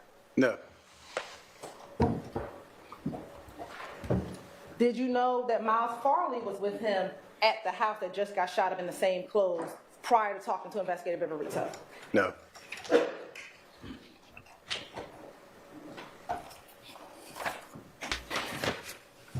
Were you ever made aware of an individual by the name of Demekion Garlington was also at the house along with Miles Farley and Shannon when Investigator Verito spoke with them? No. It's a big burrito.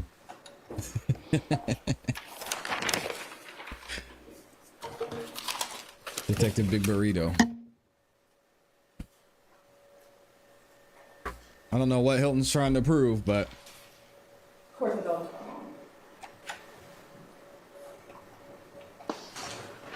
With the red Versa, did you ever learn if that was a rental car or not?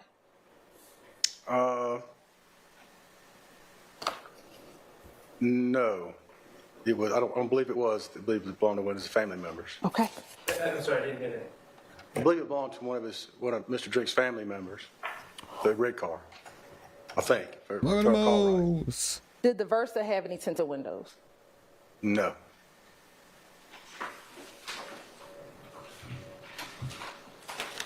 No further questions, please.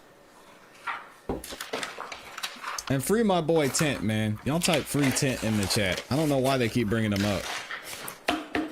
Court's indulgence for one moment. Nah, just have a seat, Miss Hilton. We're good.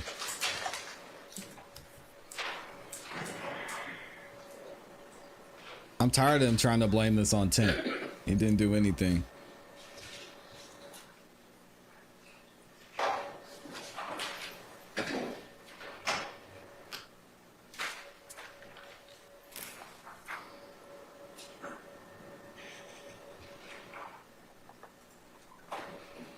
Amy, oh my God.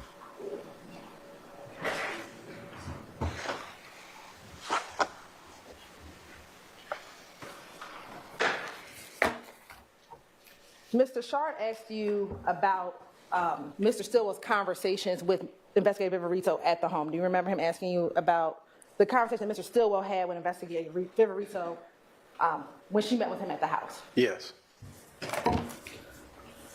To your knowledge, did Mr. Stillwell ever tell Investigator Verito why he had tinted windows on a rental vehicle? No.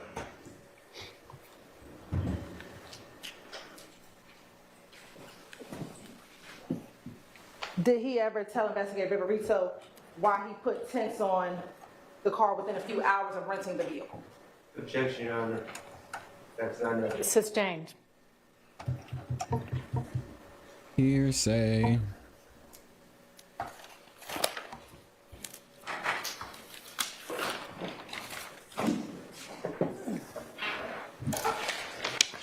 Mr. Shar asked you about seeing a muzzle flash at the light. Did you see any muzzle flashes at all on that surveillance video? I looked for him, couldn't see any, no. But was there still a deceased individual sitting at that light once you arrived on the scene? Yes. All right.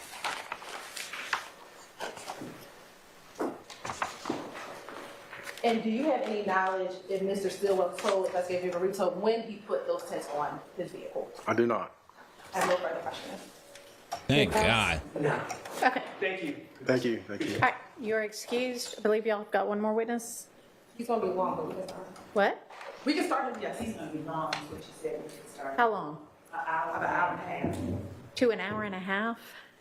Wish y'all had kept a shorter witness. Judge Whitaker said, I guess we'll stop for the day. I mean, I don't know who the witness is. Detective Vampire. Who? Detective Vampire.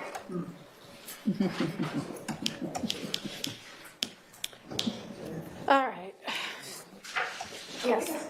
I mean, I Well, y'all really shoulda like to had court stop today. Court in, you know, for the day in the middle of a witness, so I'd rather not do that. I mean, unless nobody cares, we can knock out 40 minutes. nope. Shut it down, Judge Whitaker. We can also approach if y'all want to discuss. No, we don't want to discuss anything. I think that's it. Y'all, I'm shocked. I cannot believe that happened with this video. We might have to look at this again. I'm going to see if Max says anything or brings it up. But I can imagine they'll have their own evidence and they'll have their own witnesses talking about that video that we saw. It'll be interesting to see if they were able to find out who the person was that was walking along the road.